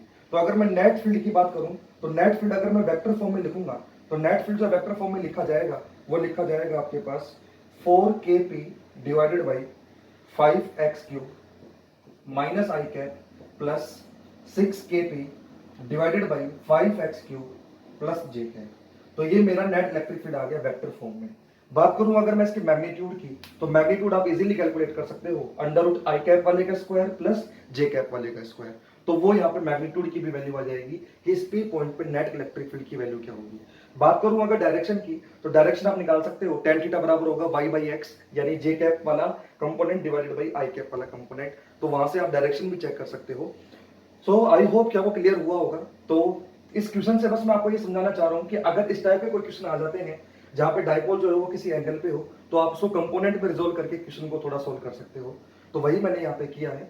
तो क्लियर हुआ होगा आई होप। तो ऐसा ही एक क्वेश्चन मैं आपको दोबारा दे रहा हूँ करने के लिए, और ट्राई करना उसका सोल्यूशन करने का, मतलब आंसर निकालने की कोशिश करना, और आपसे हो जाएगा मेरे हिसाब से अब। क्योंकि आपको अगर ये क्वेश्चन समझ में आ गया है तो वो नेक्स्ट क्वेश्चन आपको इजीली समझ में आ जाएगा। तो देखो नेक्स्ट क्वेश्चन क्या है आपका। आप चाहो तो उसको एक बार नोट कर सकते हो या स्क्रीनशॉट ले सकते हो उसको, वीडियो को पॉज करके, फिर मैं आगे बढ़ रहा हूँ।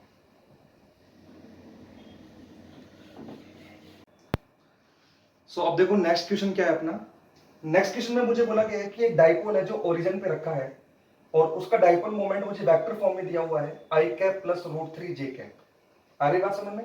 मतलब ओरिजिन पे डाइपोल रखा हुआ है जिसका डाइपोल मोमेंट मुझे वेक्टर फॉर्म में दिया हुआ है आई कैप प्लस रूट थ्री जे कैप, और मुझे बोला गया है कि 2,0,0 ऐसा ये कोई पॉइंट है 2,0,0, उस पॉइंट पर इस डाइपोल की वजह से मुझे कैलकुलेट करना है इलेक्ट्रिक फील्ड। आ रही बात समझ में? तो क्वेश्चन क्या है समझ में आ गया होगा आपको। ओरिजिन पे डाइपोल रखा है जिसका डाइपोल मोमेंट मुझे वेक्टर फॉर्म में दिया हुआ है, और इस 2,0,0 पॉइंट पे मुझे इलेक्ट्रिक फील्ड कैलकुलेट करना है। अच्छा, किसी बच्चे के दिमाग में ये आ सकता है कि डाइपोल ओरिजिन पे रखा है, इसका क्या मतलब हुआ?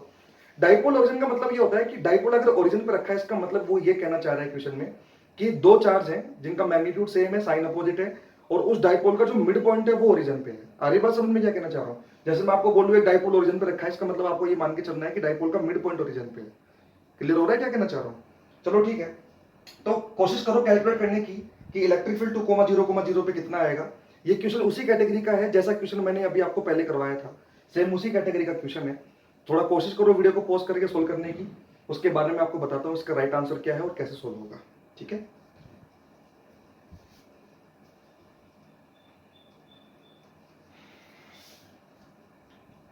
सो आई होप कि आपने वीडियो को पॉज करके इसको सोल्व करने की कोशिश की होगी और शायद आपने कुछ आंसर भी निकाला होगा। तो देखो इसको कैसे सोल्व करेंगे। मैं एक काम करता हूँ, पहले कोऑर्डिनेट सिस्टम तो बना लेता हूँ। तो मान लो ये कोऑर्डिनेट सिस्टम है, ठीक है। डाइपोल जो है वो ओरिजिन पे रखा है, वो है आई कैप प्लस रूट थ्री जे कैप। क्या मैं ऐसा बोल सकता हूँ कि मेरे पास दो डाइपोल है, एक्स एक्सिस के अलोंग जो डाइपोल है वो तो उसका जो मैग्नीट्यूड है वो तो 1 है, और वाई एक्सिस के अलोंग जो डाइपोल है उसका जो मैग्नीट्यूड है वो रूट थ्री है। समझ रहे हो क्या कहना चाह रहा हूँ? मतलब जो मैंने पहले क्वेश्चन करवाया था उसमें मैंने आपको बोला था कि एक डाइपोल है वो 37 डिग्री के एंगल पे था जिसका डाइपोल मोमेंट पी था। उसके मैंने एक्स एक्सिस के अलोंग कंपोनेंट लिए थे और वाई एक्सिस के अलोंग कंपोनेंट लिए थे। इस क्वेश्चन में मुझे कंपोनेंट उसने पहले ही दे दिए कि एक्स एक्सिस के अलोंग जो डाइपोल का कंपोनेंट है वो तो 1 है, और वाई एक्सिस के अलोंग जो डाइपोल का कंपोनेंट है वो कितना है हमारे पास, वो रूट थ्री है। तो यहाँ पे मुझे ऑलरेडी कंपोनेंट दिए हुए हैं। तो एक्स एक्सिस के अलोंग जो कंपोनेंट है डाइपोल का, उसका जो मैग्नीट्यूड है वो तो है 1, और वाई एक्सिस के अलोंग जो डाइपोल है उसका जो मैग्नीट्यूड है डाइपोल मोमेंट का वो मुझे दिया हुआ है रूट थ्री।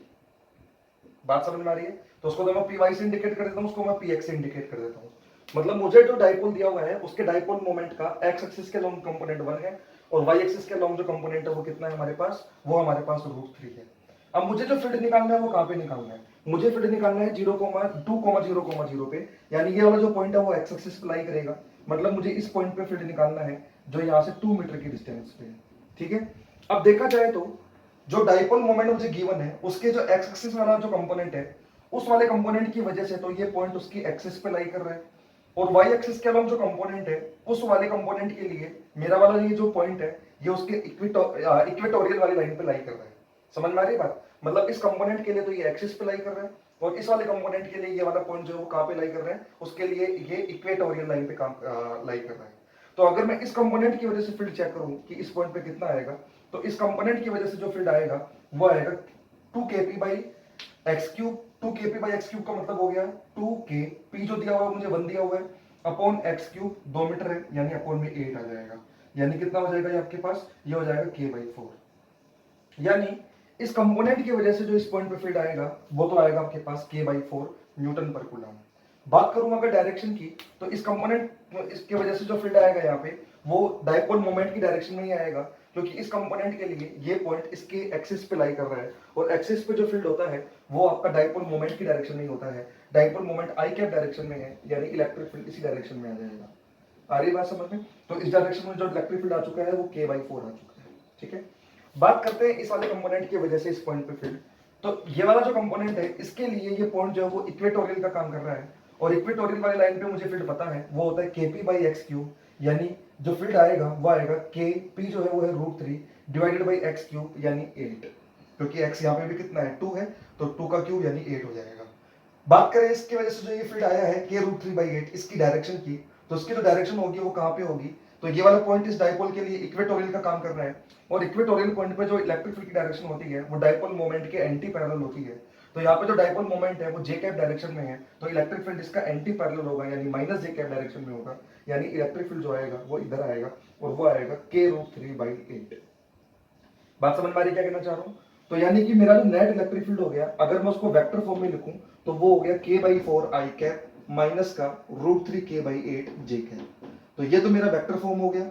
बात करूं अगर मैं इसके मैग्नीट्यूड की, तो मैग्नीट्यूड हो जाएगा √k/4 का होल स्क्वायर प्लस √3/8k का होल स्क्वायर।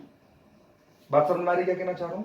तो जब आप इसको थोड़ा सिंप्लीफाई करोगे तो इसका जो आंसर आएगा आपका वो कितना आएगा, देखो के तो मैं बाहर ले लेता हूं, ये हो जाएगा 1/16। अच्छा 16 को भी अपन बाहर ही ले लेते हैं, तो ये जो हो जाएगा अपने पास वो हो जाएगा k/4, यहाँ पे बचेगा 1 प्लस ये हो जाएगा आपका पास 3 डिवाइडेड बाई 4, तो ये आपके पास कितना आ जाएगा, फाइनल आंसर जो आएगा इलेक्ट्रिक फील्ड के मैग्नीट्यूड का वो हो जाएगा आपके पास कितना, √7 k/8। ये आपके पास फाइनल आंसर आएगा। कुछ भी नहीं किया भाई, सिंपल कैलकुलेशन करी है मैंने। तो जब आप उसको पूरा सिंप्लीफाई करके सोल्व करोगे तो लास्ट में जो आपका फाइनल आंसर आने वाला है वो कितना आने वाला है, √7 k/8। तो ये इसका आंसर होगा कि अगर एक डाइपोल ओरिजिन पे रखा है जिसका डाइपोल मोमेंट ये है, तो 2,0,0 पॉइंट पे जो इलेक्ट्रिक फील्ड आएगा वो आएगा √7 k/8। तो ये क्वेश्चन सेम टू सेम वैसा ही है जैसे मैंने आपको पिछला वाला क्वेश्चन करवाया था। पिछले वाले क्वेश्चन में मैंने इलेक्ट्रिक फील्ड जो जिस डाइपोल की वजह से निकलवाया था उसका मुझे मैग्नीट्यूड दिया हुआ था और उसकी डायरेक्शन दी हुई थी, तो मैंने उसको कंपोनेंट में रिजॉल्व किया था। इस क्वेश्चन में मुझे कंपोनेंट में ऑलरेडी दे दिया है पहले से कि एक्स एक्सिस के लॉन्ग कंपोनेंट 1 है और वाई एक्सिस के लॉन्ग कंपोनेंट √3 है, तो यहाँ पे मैंने उसको फिर कंपोनेंट में रिजॉल्व करने की जरूरत नहीं पड़ी, डायरेक्टली सोल्व कर लिया। ठीक है, तो यहाँ पे ये होगा आंसर इलेक्ट्रिक फील्ड का इस पूरे क्वेश्चन में। तो जो आंसर आएगा आपको फाइनल वो आएगा √7 k/8। तो ये क्वेश्चन सेम टू सेम वैसा ही था जैसे मैंने आपको लास्ट क्वेश्चन करवाया था, बस लास्ट क्वेश्चन में मुझे कंपोनेंट्स में दे नहीं रखा था, तो कंपोनेंट्स मैंने निकाले थे उसके। इस वाले क्वेश्चन में जो डाइपोल दिया हुआ है उसके डाइपोल मोमेंट के पहले से मुझे कंपोनेंट बता दिए कि एक्स एक्सिस के लॉन्ग जो कंपोनेंट है वो 1 है और वाई एक्सिस के लॉन्ग जो कंपोनेंट है वो √3 है। तो यहाँ पे मुझे पहले से ही पता था, इसलिए मैंने यहाँ पे बिना कोई कंपोनेंट रिजोल्व की डायरेक्टली सोल्व कर दिया। ठीक है, सो आई होप कि आपको समझ में आया होगा। देखते हैं नेक्स्ट क्वेश्चन। तो देखते हैं नेक्स्ट क्वेश्चन क्या है आपका।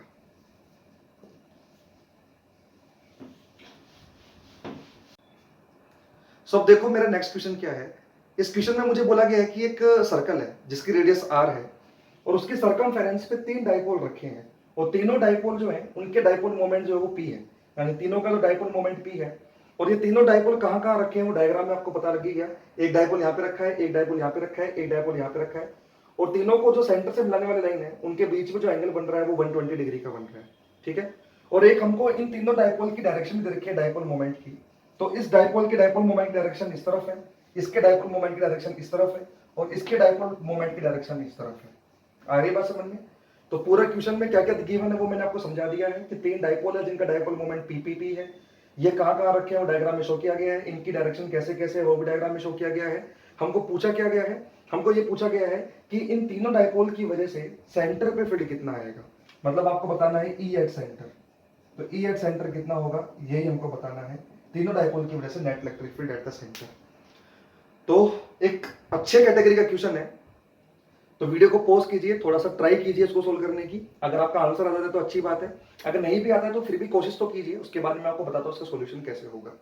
सो आई होप कि आपने वीडियो को पॉज करके इसको सोल्व करने की कोशिश की होगी, और आई होप कि आपको कुछ आंसर भी आया होगा। तो देखो इसको सोल्व कैसे करेंगे। मैं एक काम करता हूँ, ऊपर वाले डाइपोल को एक नाम दे देता हूँ डाइपोल 1। ठीक है, मैं इसको रेड से इंडिकेट करूंगा, इसको मैं नाम दे देता हूँ डाइपोल 2, इसको मैं ब्लू से इंडिकेट करूंगा, और इसको मैं नाम दे देता हूं डाइपोल 3। ठीक है, तो तीनों के डायपोल को नाम दे दिया मैंने, डायपोल 1, डायपोल 2, डायपोल 3, लेकिन तीनों का डायपोल मोमेंट सेम है, ये मुझे पता है। अब देखो, पहले मैं डायपोल 1 की बात करता हूँ। डायपोल 1 के लिए जो ये सेंटर वाला पॉइंट है वो इसका इक्विटोरियल हो गया, क्योंकि डायपोल मोमेंट की डायरेक्शन इस तरफ है। आ रही बात समझ में? और डायपोल यहाँ पे रखा है, इसका मतलब डायपोल का मिड पॉइंट यहाँ पे रखा हुआ है। ये चीज मैंने आपको बताई भी थी कि अगर आपको कोई ये बोल दे कि डायपोल एक पोजीशन पे रखा है, मतलब उस पोजीशन पे उस डायपोल का मिड पॉइंट है। ठीक है, तो इस पॉइंट के अकॉर्डिंग ये वाला जो पॉइंट है आपका, वो इस डायपोल के लिए इक्विटोरियल का काम करेगा। तो इस पॉइंट के हिसाब से इस पे जो इलेक्ट्रिक फील्ड आएगा, आगे बात समझने, मतलब डायपोल 1 की वजह से जो इस पॉइंट पे इलेक्ट्रिक फील्ड आएगा वो डायपोल मोमेंट के एंटी पैरेलल आएगा। तो डायपोल मोमेंट अगर इस डायरेक्शन में है तो इस पॉइंट पे जो फील्ड आएगा डायपोल 1 की वजह से वो इस डायरेक्शन में आएगा। मैं उसको E1 नाम दे रहा हूँ। और अगर मैं उस E1 की वैल्यू की बात करूँ तो वो वैल्यू आएगी आपके पास KP/R3। आ रही बात समझ में? क्योंकि इक्वेटोरियल वाली लाइन पे जो फील्ड होता है वो आपका KP/x³ होता है, और x जो है वो यहाँ पे रेडियस है, तो वो हो गया KP/R3। और डायरेक्शन मैंने यहाँ पे इंडिकेट कर दिया।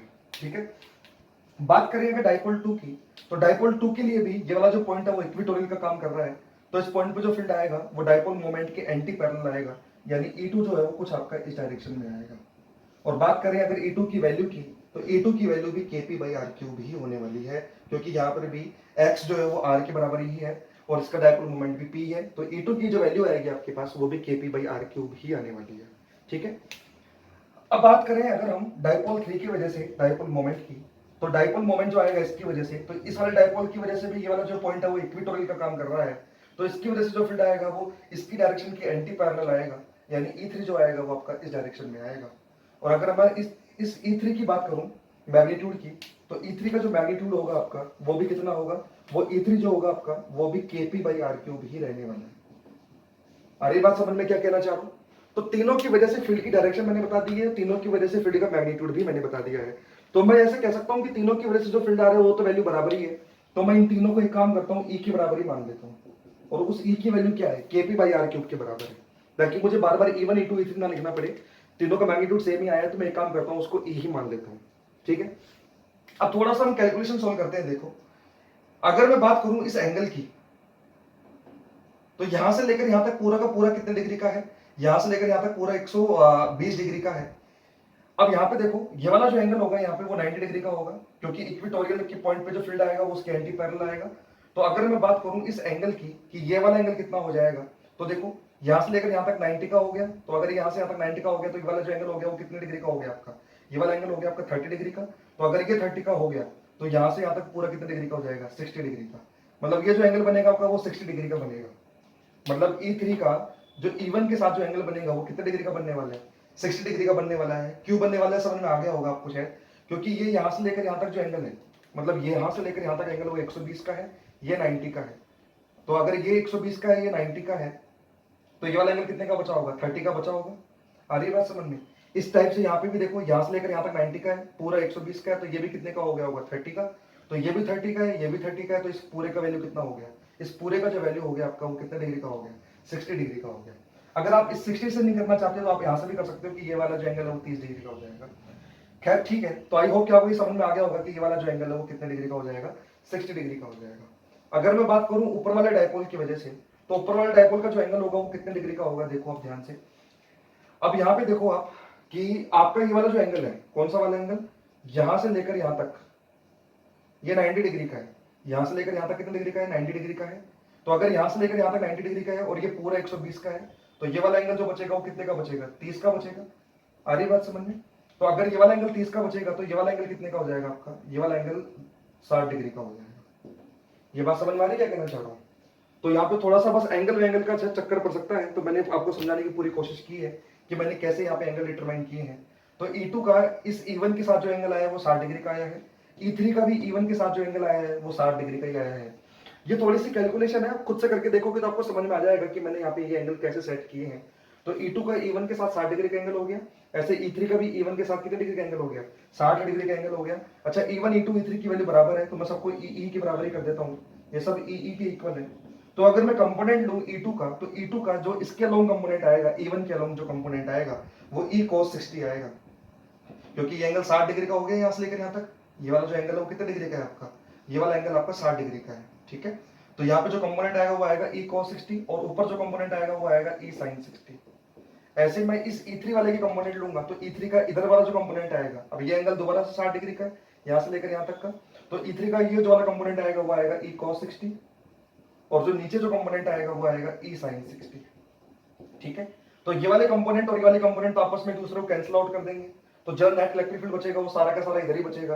तो इधर जो इलेक्ट्रिक फील्ड आया है वो कितना आया है, एक तो E1 का पहले से था ही, एक E2 का E cos थीटा वाला कंपोनेंट आ गया और एक E3 का भी E cos थीटा वाला कंपोनेंट आ गया। तो मेरे पास जो नेट इलेक्ट्रिक फील्ड आ गया वो कितना आ गया, वो आ गया E plus 2E cos theta, और थीटा कितने डिग्री का है, 60 डिग्री का है। तो जब मैं इसको पूरे को सोल्व करूंगा तो E नेट जो आ जाएगा वो आ जाएगा 2E के बराबर, और E कितना है, E है KP बाई आर क्यूब, तो जो पूरा आंसर आएगा वो आएगा 2 KP बाई आर क्यूब। तो ये मेरा फाइनल आंसर होगा सेंटर पे इलेक्ट्रिक फील्ड का। ठीक है, तो एक अच्छी कैटेगरी का क्वेश्चन था। अच्छी कैटेगरी में सिर्फ इसलिए बोल रहा हूँ क्योंकि इसमें थोड़ा सा कैलकुलेशन का पार्ट जो था वो थोड़ा सा टिपिकल आप मान सकते हो कि थोड़ी बहुत इसमें अच्छी वाली कैलकुलेशन थी। अच्छी कैलकुलेशन भी सिर्फ एंगल के टर्म्स में थी कि आपको ये एंगल वेंगल निकालने आने चाहिए। अगर किसी भी एंगल में आपने थोड़ी बहुत गड़बड़ कर दी तो आपके आंसर पे फर्क पड़ सकता है। तो जो नेट इलेक्ट्रिक फील्ड आएगा यहाँ पे वो कितना आएगा, 2 Kp बाई आर क्यूब। बात करूं अगर मैं इसकी डायरेक्शन की तो सारा का सारा इलेक्ट्रिक फील्ड जो है आपका राइट में ही आया है, तो अगर मैं इसकी डायरेक्शन की बात करूं तो ये आएगा आपका आई कैप डायरेक्शन में। आ गई बात समझ में? सो आई होप कि आपको क्लियर हुआ होगा। मैं बढ़ता हूँ नेक्स्ट क्वेश्चन पे। तो अब देखते हैं नेक्स्ट क्वेश्चन क्या है। आप चाहो तो उसको नोट भी कर सकते हो क्योंकि एक अच्छा क्वेश्चन है, तो आप वीडियो को पॉज करके इसका स्क्रीनशॉट ले लीजिए, फिर मैं बताता हूँ आपको कि नेक्स्ट क्वेश्चन क्या है आपका।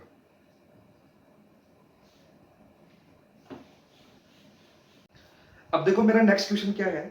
इस क्वेश्चन में मुझे बोला गया है कि एक डाइपोल है जिसपे एक चार्ज माइनस क्यू एक प्लस क्यू है और उनके बीच का जो सेपरेशन वो है जो है वो क्या है, स्मॉल डी है। तो मतलब मुझे एक डाइपोल दिया हुआ है और मुझे बोला गया है कि इस डाइपोल से एक्स डिस्टेंस पर इसकी एक्सिस पर एक चार्ज है क्यू।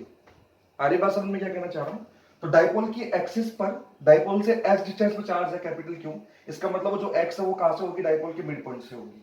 ये चीज मैं आपको पहले भी कई बार बोल चुका हूँ कि मान लो कोई पॉइंट डाइपोल से एक्स डिस्टेंस पे है, इसका मतलब वो उसके मिड पॉइंट से एक्स डिस्टेंस पे है।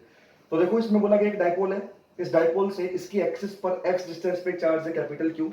तो हमको ये पूछा गया है कि इस कैपिटल क्यू चार्ज की वजह से इस डाइपोल पे जो फोर्स लगेगा वो कितना लगेगा यदि एक्स इज ग्रेटर देन जो है वो क्या हो, स्मॉल डी हो। समझ में आ रहा है क्वेश्चन क्या है। तो मतलब सिंपल सी बात ये है कि हमको फोर्स निकालना है इस डाइपोल पे due to this point charge capital Q. तो देखो कैसे कैलकुलेट करेंगे। तो कैलकुलेट करने के इसके दो तरीके हैं। पहले मैं आपको पहला मेथड बता रहा हूं। तो देखो इस चार्ज की वजह से डाइपोल पे लगने वाला फोर्स चेक करना है मुझे।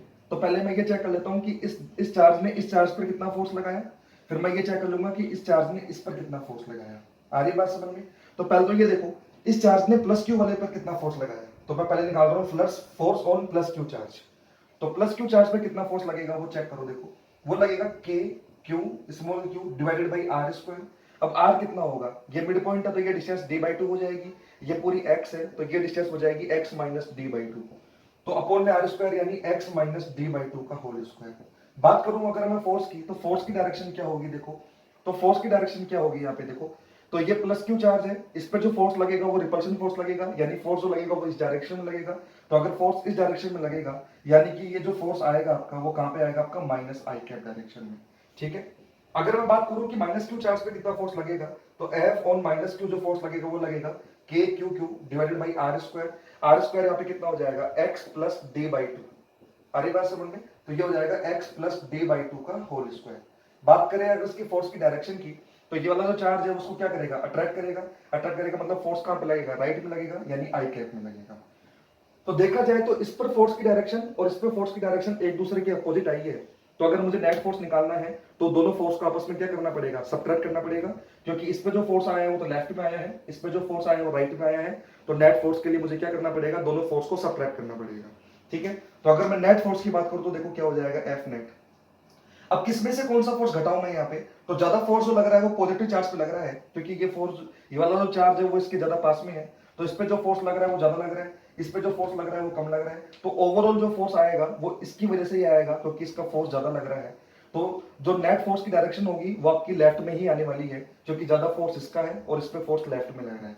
तो नेट फोर्स आपका लेफ्ट में आने वाला है वो तो पता लग ही गया। अब नेट कितना आएगा वो देखो, तो वो आएगा F on plus Q minus F on minus Q, यानी प्लस क्यू चार्ज लगने वाला फोर्स माइनस नेगेटिव चार्ज पे लगने वाला फोर्स, क्योंकि दोनों की डायरेक्शन अपोजिट है। तो एफ नेट कितना हो जाएगा देखो। तो अगर मैं यहाँ पे वैल्यू पुट करूंगा तो ये कितना हो जाएगा देखो, के क्यू क्यू। मैं अगर इसको कॉमन निकाल लूं बाहर तो ये हो जाएगा 1 upon X minus D by two का whole square minus 1 upon X plus D by two का होल स्क्वायर। आ रही बात समझ में? तो एफ नेट जो आएगा वो कितना आ जाएगा, देखो के क्यू क्यू, यहाँ पे जब आप एलसीएम लोगे x minus D by two का होल स्क्वायर और x plus D by two का होल स्क्वायर, जब आप ये एलसीएम लोगे और एलसीएम लेके जब आप इसको सोल्व करोगे तो मैं आपको ऊपर बताता हूँ, ऊपर जो आने वाला है आपके पास वो आने वाला है आपका कितना, 2xd। जो ऊपर आपके पास वैल्यू आने वाली है वो 2xd आने वाली है। बेसिकली मैं एलसीएम लूंगा तो यहाँ पे आएगा x plus D by two का whole square minus X minus D by two का होल स्क्वायर। तो जब आप ऊपर पूरा होल स्क्वायर को ओपन करके जब सोल्व करोगे तो ऊपर जो आपके पास वैल्यू आने वाली है वो 2xd आने वाली है।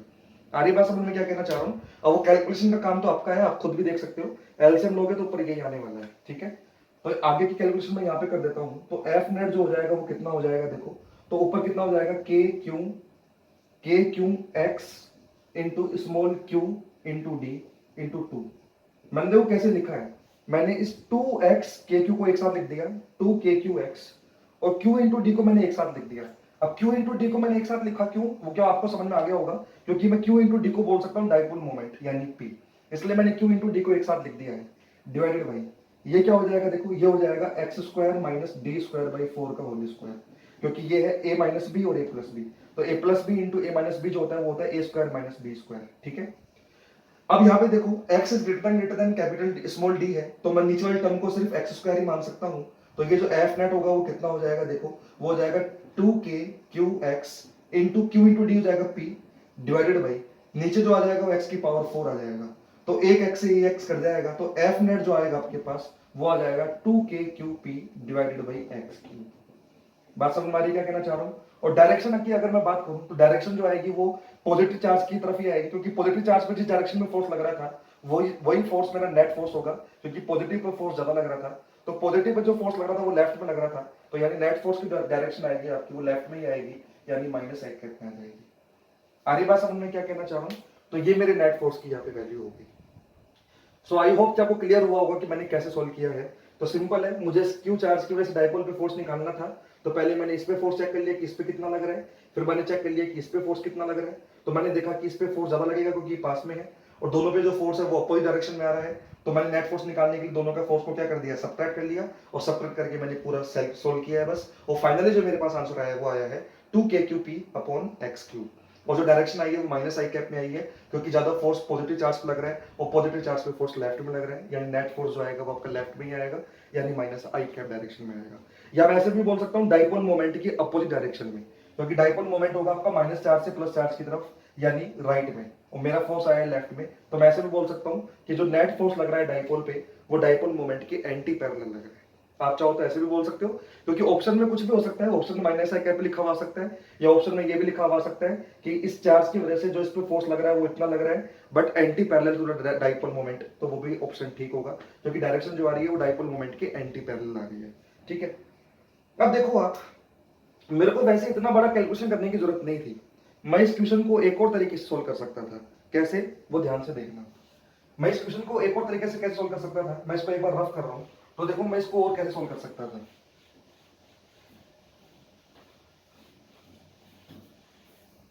तो सेकंड मेथड है इसका, ये तो मेरा फर्स्ट मेथड था। अब देखो इसी क्वेश्चन का सेकंड मेथड क्या है। तो अब देखो सेकंड मेथड क्या है मेरा। सेकंड मेथड ये है कि मैंने आपको एक चीज पढ़ाई थी कि कूलम्ब्स लॉ जो होता है वो एक्शन रिएक्शन पेयर बनाता है। एक्शन रिएक्शन पेयर बनाने का मतलब ये होता है कि जितना फोर्स इस डाइपोल की वजह से इस चार्ज पे लगेगा उतना ही फोर्स इस चार्ज की वजह से भी डाइपोल पे लगेगा, और डायरेक्शन उसकी एक दूसरे के अपोजिट होगी। एक्शन रिएक्शन पेयर का मतलब ये तो होता है। एक्शन रिएक्शन पेयर का मतलब क्या होता है कि अगर मैं किसी बॉडी पे किसी कोई फोर्स लगा रहा हूं तो वो बॉडी भी मुझ पर उतना ही फोर्स लगाए, लेकिन अपोजिट डायरेक्शन में। तो मतलब जितना फोर्स ये डाइपोल जो है वो इस चार्ज पे लगाएगा उतना ही फोर्स ये चार्ज जो है वो इस डाइपोल पे लगाएगा। ठीक है, तो अगर मैं डाइपोल की वजह से चार्ज पे फोर्स निकाल लूं तो वही मेरा आंसर चार्ज की वजह से डाइपोल पे फोर्स का होगा, क्योंकि दोनों पे फोर्स बराबर लगेगा एक दूसरे की वजह से। तो मैं काम करता हूं, इस डाइपोल की वजह से चार्ज पे कितना फोर्स लग रहा है वो कैलकुलेट कर लेता हूं। तो इस डाइपोल की वजह से अगर मेरे को चार्ज पे फोर्स कैलकुलेट करना है तो पहले मैं ये चेक कर लेता हूं कि इस डाइपोल की वजह से इस चार्ज पर फील्ड कितना आ रहा है। तो मुझे ये पता है कि ये वाला जो चार्ज है वो इस डाइपोल की एक्सिस पे रखा है, तो अगर ये डाइपोल की एक्सिस पे रखा है तो इस पे जो फील्ड आ रहा होगा वो फील्ड जो आ रहा होगा वो आ रहा होगा 2kp/x³। कोई बोलेगा सर आपने बिना सोचे समझे ये फॉर्मूला कैसे लगा दिया। ये फॉर्मूला तो केवल तभी वैलिड है जब x ग्रेटर देन डी हो, तो ये वाली कंडीशन मुझे ऑलरेडी गिवन है कि x is greater then d है, तो इसलिए मैंने ये वाला फॉर्मूला डायरेक्ट अप्लाई कर दिया। ठीक है, तो ये मैंने क्या निकाल लिया, मैंने ये फील्ड निकाल लिया कि इस डाइपोल का इस चार्ज पर कितना फील्ड आ रहा है। तो अब मैं फोर्स की अगर बात करूं तो फोर्स हो जाएगा Q इंटू ई, तो फोर्स हो जाएगा वो कितना हो जाएगा 2KQP divided by x Q. तो ये फोर्स आ गया। तो ये फोर्स कौन सा फोर्स है, ये फोर्स वो है जो डाइपोल ने इस चार्ज पे लगाया है। अब मुझे ये पता है कि एक्शन डायरेक्शन पेयर होते हैं, तो डाइपोल ने अगर इस चार्ज पर इतना फोर्स लगाया है तो इतना ही फोर्स ये चार्ज भी इस डाइपोल पे क्या करेगा, अप्लाई करेगा। आ रही बात समझ में? तो इसका मतलब ये हुआ कि क्यू चार्ज ने डाइपोल पे कितना फोर्स लगाया, तो क्यू चार्ज ने डाइपोल पर भी इतना ही फोर्स लगाया। आ रही बात समझ में? बात करें अगर डायरेक्शन की, तो इस डाइपोल ने इस पर फोर्स कहां लगाया, तो मुझे पता है कि डाइपोल का जो एक्सिस पे जो फील्ड आता है वो डाइपोल मोमेंट की डायरेक्शन में ही आता है। तो डाइपोल का जो डाइपोल मोमेंट है वो कहां पे आपका राइट में है, तो इसका मतलब ये हुआ कि इस पे जो फील्ड आ रहा है वो राइट में आ रहा है, यानी इस चार्ज पे जो फोर्स लगेगा वो राइट में लगेगा। तो अगर इस डाइपोल ने इस चार्ज पर राइट में फोर्स लगाया है तो ये वाला चार्ज डाइपोल पे कहां फोर्स लगाएगा, लेफ्ट में। आ रही बात समझ में? क्योंकि एक्शन डायरेक्शन पेयर बनाते हैं तो फोर्स तो एक दूसरे को बराबर लगाएंगे लेकिन डायरेक्शन में अपोजिट होगा। तो अगर इस डाइपोल ने इस पे राइट में फोर्स लगाया है तो ये चार्ज जो डाइपोल पे फोर्स लगाएगा वो कहां पे लगाएगा, लेफ्ट में, यानी जो आंसर आएगा वो आएगा माइनस आई कैप। बात समझ में आ रही है क्या कहना चाह रहा हूं? तो आई होप कि आपको क्लियर हुआ होगा कि मैं डायरेक्ट कैसे सोल्व कर सकता हूं। तो दोनों मेथड मैंने आपको बता दी है। तो अब देखो मेरा नेक्स्ट क्वेश्चन क्या है। इस क्वेश्चन में मुझे ये बोला गया है कि एक डाइपोल है, वो यहाँ पे मेरे शो किया गया है, एक चार्ज माइनस क्यू है, एक चार्ज प्लस क्यू है, और उनके बीच का जो सेपरेशन है वो स्मॉल डी है। ठीक है, और ये बोला गया है इसकी परपेंडिकुलर बाइसेक्टर पे एक्स डिस्टेंस पे एक पॉइंट चार्ज रखा है कैपिटल क्यू। तो आपको ये बताना है कि इस पॉइंट चार्ज कैपिटल क्यू की वजह से इस डाइपोल पे कितना फोर्स लगेगा। आरी बात समझ में क्या कहना चाह रहा हूं? तो हमको ये बताना है force on this dipole due to this point charge. तो इस क्वेश्चन को भी अपन वैसे सोल्व कर सकते हैं, वही दो मेथड है। आप चाहो तो अलग अलग ऐसे कर सकते हो कि इस चार्ज की वजह से इस पर कितना फोर्स लगेगा वो चेक कर लो, इस चार्ज की वजह से इस पर कितना फोर्स लगेगा वो चेक कर लो, फिर दोनों का आप रिजल्टेंट निकाल लो। बात समझ में आ रही है क्या कहना चाह रहा हूं? वो भी मेथड सही है, बट वो एक कैलकुलेटिव मेथड है। हम यहाँ पे सेकंड वाला मेथड अप्लाई कर सकते हैं क्योंकि सेकंड वाला मेथड यहाँ पे थोड़ा सा इजी पड़ जाएगा हमारे। तो अब देखो सेकंड मेथड से हम यहाँ पे कैसे सोल्व करेंगे। देखो मैंने आपको बताया था कि कुलाम्ब्स लॉ जो होता है वो एक्शन डायरेक्शन पेयर बनाता है, यानी डाइपोल जितना फोर्स इस पॉइंट चार्ज पे लगाएगा उतना ही फोर्स ये पॉइंट चार्ज इस डाइपोल पे लगाएगा। तो अगर मैं ये कैलकुलेट कर लूं कि डाइपोल इस चार्ज पे कितना फोर्स लगा रहा है तो वही मेरा एक तरह से आंसर हो जाएगा। तो डाइपोल इस चार्ज पे कितना फोर्स लगाएगा वो कैलकुलेट करने के लिए पहले मुझे ये चेक करना पड़ेगा कि इस डाइपोल का यहाँ पे फील्ड कितना आ रहा है। तो मुझे ये पता है कि ये वाला जो चार्ज है वो इस डाइपोल की इक्वेटोरियल लाइन पे रखा है, तो इक्वेटोरियल लाइन पे जो फील्ड आता है वो आता है Kp बाई एक्स क्यूब। अब Kp बाई एक्स क्यूब मैं इसलिए अप्लाई कर रहा हूँ क्योंकि x is greater then small d है। और बात करें इस फील्ड की डायरेक्शन की, तो इस पे जो फील्ड आता है वो डाइपोल मोमेंट के एंटी पैरेलल आता है। तो डाइपोल मोमेंट मेरा नेगेटिव चार्ज से पॉजिटिव चार्ज की तरफ होता है, यानी राइट में है, तो फील्ड जो यहाँ पे आने वाला है वो लेफ्ट में आने वाला है। यानी इस चार्ज पे जो फोर्स लगेगा वो तो लेफ्ट में लगेगा, और वो फोर्स कितना लगेगा, अब वो फोर्स लगेगा Q इंटू ई, तो वो फोर्स आ जाएगा आपके पास KQP divided by x cube. आगे बात समझ में? तो डाइपोल ने इस चार्ज पर कितना फोर्स लगाया, तो डाइपोल ने इस चार्ज पर जो फोर्स लगाया वो लगाया KQP बाई एक्स क्यूब। तो जितना फोर्स डाइपोल ने इस चार्ज पे लगाया है उतना ही फोर्स ये चार्ज भी इस डाइपोल पे लगाएगा। तो डाइपोल पे जो फोर्स लगने वाला है, फोर्स ऑन डाइपोल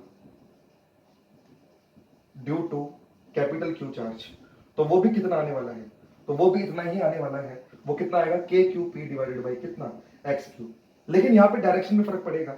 डाइपोल ने इस चार्ज पे जो फोर्स लगाया है वो लेफ्ट में लगाया है, तो ये चार्ज जो डाइपोल पे फोर्स लगाएगा वो कहां पे लगाएगा, राइट में, यानी यहाँ पे जो फोर्स आएगा वो राइट में आएगा, यानी आई कैप में आएगा। तो अगर मुझे ये बोले कि पॉइंट चार्ज की वजह से डाइपोल पे कितना फोर्स लग रहा है, तो वो उतना लग रहा है। बात करें डायरेक्शन की, तो डायरेक्शन यहाँ पे राइट में होगी क्योंकि डाइपोल ने इस पे जो फोर्स लगाया है वो लेफ्ट में लगाया है, और ये एक्शन रिएक्शन पेयर होता है। तो अगर डाइपोल ने इस पे लेफ्ट में फोर्स लगाया है तो चार्ज इस डाइपोल पे फोर्स जो लगाएगा वो राइट में लगाएगा, तो ये मेरा राइट आंसर होगा। आ रही बात समझ में क्या कहना चाह रहा हूँ? सो आई होप कि आपको ये दोनों क्वेश्चन समझ में आए होंगे। अब देखो नेक्स्ट क्वेश्चन क्या है मेरा। सो अब देखो मेरा नेक्स्ट क्वेश्चन क्या है। नेक्स्ट क्वेश्चन में मुझे ये बोला गया है कि मेरे पास एक डाइपोल है जिसमें एक चार्ज माइनस क्यू का है, एक चार्ज प्लस क्यू का है। इनके बीच का जो सेपरेशन है वो स्मॉल डी है, और मुझे बोला गया है कि इस डाइपोल की एक्सिस से 60 डिग्री के एंगल पे एक्स डिस्टेंस पे एक चार्ज है कैपिटल क्यू। तो मुझे ये पूछा गया है कि इस कैपिटल क्यू चार्ज की वजह से इस डाइपोल पे जो फोर्स लगेगा उसका मैग्नीट्यूड कितना होगा, मतलब force on this dipole due to this point charge, ये हमको बताना है। ओनली यहाँ पे मैग्नीट्यूड की बात कर रहा है, तो मैग्नीट्यूड ही मुझे निकाल के बताना है कि इस चार्ज की वजह से इस पे जो फोर्स लग रहा है उसका मैग्नीट्यूड कितना होगा। तो अब ये क्वेश्चन आप इजीली सोल्व कर सकते हो, तो आप वीडियो को थोड़ा सा पॉज कीजिए, पॉज करके इसको कैलकुलेट करने की कोशिश कीजिए कि इस चार्ज की वजह से इस पे कितना फोर्स लगने वाला है। फिर मैं आपको बताता हूँ इसका राइट आंसर क्या होगा। एक बार आप ट्राई कीजिए वीडियो को पॉज करके। सो आई होप कि आपने वीडियो को पॉज किया होगा और आपने कोशिश करी होगी इसको सोल्व करने की। तो देखो इसको सोल्व कैसे करेंगे, दोबारा वही तरीका है। हमको पता है कि जो कूलम्ब फोर्स होता है, कूलम्ब्स फोर्स यानी इलेक्ट्रोस्टैटिक फोर्स जो होता है वो एक्शन रिएक्शन पेयर बनाता है, यानी जितना फोर्स ये डायपोल इस चार्ज पे लगाएगा उतना ही फोर्स ये चार्ज भी डायपोल पे लगाएगा। तो मैं एक काम ये करता हूँ कि मैं डायपोल की वजह से इस चार्ज पे कितना फोर्स लगेगा वो कैलकुलेट कर देता हूँ। तो अगर मेरे को डायपोल की वजह से इस चार्ज पे फोर्स कैलकुलेट करना है तो पहले मुझे वहां पे ये चेक करना पड़ेगा कि इस पॉइंट पे फील्ड कितना आ रहा है। अब उस फील्ड की वैल्यू मुझे पता है, वो फील्ड होता है kp/x³ √3 cos square theta plus 1। अच्छा यहाँ पे मुझे ये गिवन है x is greater then small d, ये मुझे गिवन है, इसलिए ही मैं ये फॉर्मूला अप्लाई कर पा रहा हूँ। अब यहाँ पे थीटा कितना डिग्री का दिया हुआ है, 60 डिग्री का, तो ई जो आ जाएगा वो आ जाएगा kp/x³ √3 cos स्क्वायर 60, cos 60 जो होता है वो 1/2 होता है, उसका स्क्वायर यानी 1/4, तो 3/4 प्लस 1। तो ये जो आ जाएगा वो आ जाएगा आपके पास √7 kp डिवाइडेड बाई 2x³। ठीक है, देख लेना कैलकुलेशन में थोड़ी गड़बड़ ना हो गई हो तो ठीक है ना। तो ई जो आएगा यहाँ पे वो आएगा √7 kp डिवाइडेड बाई 2x³। तो ये मेरे पास आ गया इस डायपोल की वजह से इस पर इलेक्ट्रिक फील्ड। तो ये इलेक्ट्रिक फील्ड आ गया। तो अगर मैं बात करूं इस चार्ज पे फोर्स कितना लग रहा है, तो फोर्स जो आ जाएगा वो आ जाएगा Q इंटू ई। तो ये फोर्स जो हो जाएगा वो आपका कितना हो जाएगा, वो हो जाएगा √7 kqp डिवाइडेड बाई 2x³। आ रही बात समझ में। तो ये मैंने क्या निकाल लिया, ये मैंने डायपोल की वजह से इस चार्ज पे लगने वाला फोर्स निकाल दिया। अब ये एक्शन रिएक्शन पेयर होता है, तो डायपोल ने अगर इस चार्ज पर इतना फोर्स लगाया है तो इतना ही फोर्स डायपोल जो है उस पर लगने वाला है इस चार्ज की वजह से। तो मतलब पॉइंट क्यू चार्ज जो है वो डायपोल पे कितना फोर्स लगाएगा, तो ये जो चार्ज है वो डायपोल पे इतना ही फोर्स लगाने वाला है। तो यही मेरा राइट आंसर होगा। आगे बात समझ में। सो अब देखो आप, मैंने तीनों क्वेश्चन में, लास्ट तीनों क्वेश्चन में डायपोल पे फोर्स कैलकुलेट करवाया। आ रही बात समझ में। लेकिन तीनों क्वेश्चन में कॉमन चीज थी, वो कॉमन चीज क्या थी कि लास्ट तीनों क्वेश्चन में मैंने डायपोल पे जो फोर्स कैलकुलेट करवाया है वो एक पॉइंट चार्ज की वजह से कैलकुलेट करवाया है। मतलब पहले केस में मैंने क्या लिया, मतलब जो पहले क्वेश्चन करवाया था सबसे पहला इन तीनों में, उसमें मैंने क्या किया था, एक पॉइंट चार्ज लिया था, उसको डायपोल की एक्सिस पे रखा था और पूछा था कि उस पॉइंट चार्ज की वजह से डायपोल पे कितना फोर्स लगेगा। फिर मैंने उस पॉइंट चार्ज को उस डायपोल की इक्वेटोरियल लाइन पे रखा और मैंने अगेन वही क्वेश्चन पूछा कि वो चार्ज है वो डायपोल पे कितना फोर्स लगाएगा। फिर मैंने थर्ड क्वेश्चन में उस पॉइंट चार्ज को एक रैंडम लोकेशन पे रखा और रैंडम लोकेशन पे रख के मैंने आपसे ये पूछा कि बताओ वो पॉइंट चार्ज जो है वो उस डायपोल पे कितना फोर्स लगाएगा। बात समझ में आ रही क्या कहना चाह रहा हूँ। तो तीनों क्वेश्चन में जो फोर्स मैंने पूछा है वो एक पॉइंट चार्ज की वजह से पूछा है, लेकिन एग्जाम में जरूरी नहीं है कि मुझे डायपोल पे फोर्स जो है वो एक पॉइंट चार्ज की वजह से ही पूछे। मुझे डायपोल पे फोर्स जो है वो किसी दूसरी चीज की वजह से भी पूछ सकता है। जैसे सपोज करो मुझे वो ऐसे भी बोल सकता है कि एक इनफाइनाइट लेंथ का वायर है, ठीक है, जिसकी चार्ज डेंसिटी जो है वो लैम्बडा कूलम्ब पर मीटर है, और बोल सकते हैं कि ये वाला जो वायर है वो एक डायपोल से x डिस्टेंस पे रखा है। मान लो मतलब एक डायपोल है, माइनस चार्ज है, एक प्लस चार्ज है। ये जो चार्ज है, दोनों चार्ज है, उनके बीच का सेपरेशन मान लो स्मॉल d है। तो बेसिकली ये डायपोल हो गया और मेरे को ये बोल सकता है कि ये जो वायर है वो इस डायपोल से x डिस्टेंस पे रखा है। तो वो मुझसे पूछ सकता है कि इस वायर की वजह से इस डायपोल पे कितना फोर्स लगेगा। आ रही बात समझ में क्या कहना चाह रहा हूँ। तो इस टाइप के क्वेश्चन वो मेरे से पूछ सकता है। मुझे वो ये भी बोल सकता है कि एक रिंग है, इस रिंग की एक्सिस पर x डिस्टेंस पे एक डायपोल रखा है, तो इसकी एक्सिस पे एक x डिस्टेंस पे डायपोल रखा है, तो उस डायपोल पे जैसे मान लो यहाँ पे एक डायपोल रखा है, आ रही बात समझ में, यहाँ से x डिस्टेंस पे, तो एक रिंग है उसकी एक्सिस पे x डिस्टेंस पे डायपोल रखा है, तो वो मुझसे पूछ सकता है कि बताओ इस रिंग की वजह से इस डायपोल पे कितना फोर्स लगेगा। बात समझ में आ रही क्या कहना चाह रहा हूँ। तो मतलब मुझे कुछ अलग टाइप के क्वेश्चन भी पूछ सकता है, मतलब डायपोल पे मुझे फोर्स कैलकुलेट करवा सकता है, लेकिन पॉइंट चार्ज की वजह से नहीं, किसी और चीज की वजह से भी कैलकुलेट करवा सकता है। जैसे ये क्वेश्चन बन गया, यहाँ पे मुझे बोला गया कि इस वायर की वजह से इस डायपोल पे कितना फोर्स लगेगा। इस क्वेश्चन में मुझे ये पूछा गया है कि इस रिंग की वजह से इस डायपोल पे कितना फोर्स लगेगा। तो ऐसे क्वेश्चन को सोल्व करने के लिए हमको थोड़ा डिफरेंट अप्रोच लगानी पड़ेगी। इन क्वेश्चंस को हम वैसे सोल्व नहीं कर सकते जैसे हमने अभी पॉइंट चार्ज की वजह से फोर्स कैलकुलेट किया था, ठीक है। तो इस टाइप के क्वेश्चंस को हम कैसे सोल्व करेंगे वो हम देखेंगे नेक्स्ट वीडियो में, कि ऐसे क्वेश्चंस जो है हम किस टाइप से सोल्व करते हैं। यानी एक डायपोल पे अगर मुझे फोर्स कैलकुलेट करना है लेकिन वो किसी दूसरी चीज की वजह से करना है, मान लो पॉइंट चार्ज की वजह से नहीं करना, जैसे वायर की वजह से करना है या रिंग की वजह से करना है या एक डाइपोल पे दूसरे डाइपोल की वजह से फोर्स कैलकुलेट करना है, तो वो हम कैसे करेंगे, तो वो हम सीखेंगे नेक्स्ट वीडियो में। तो नेक्स्ट वीडियो में जो मेरा टॉपिक है वो यही है, फोर्स ऑन दी डाइपोल। आ रही है बात समझ में? तो मिलते हैं फिर नेक्स्ट वीडियो में, देखते हैं ऐसे टाइप के क्वेश्चंस कैसे सोल्व करते हैं।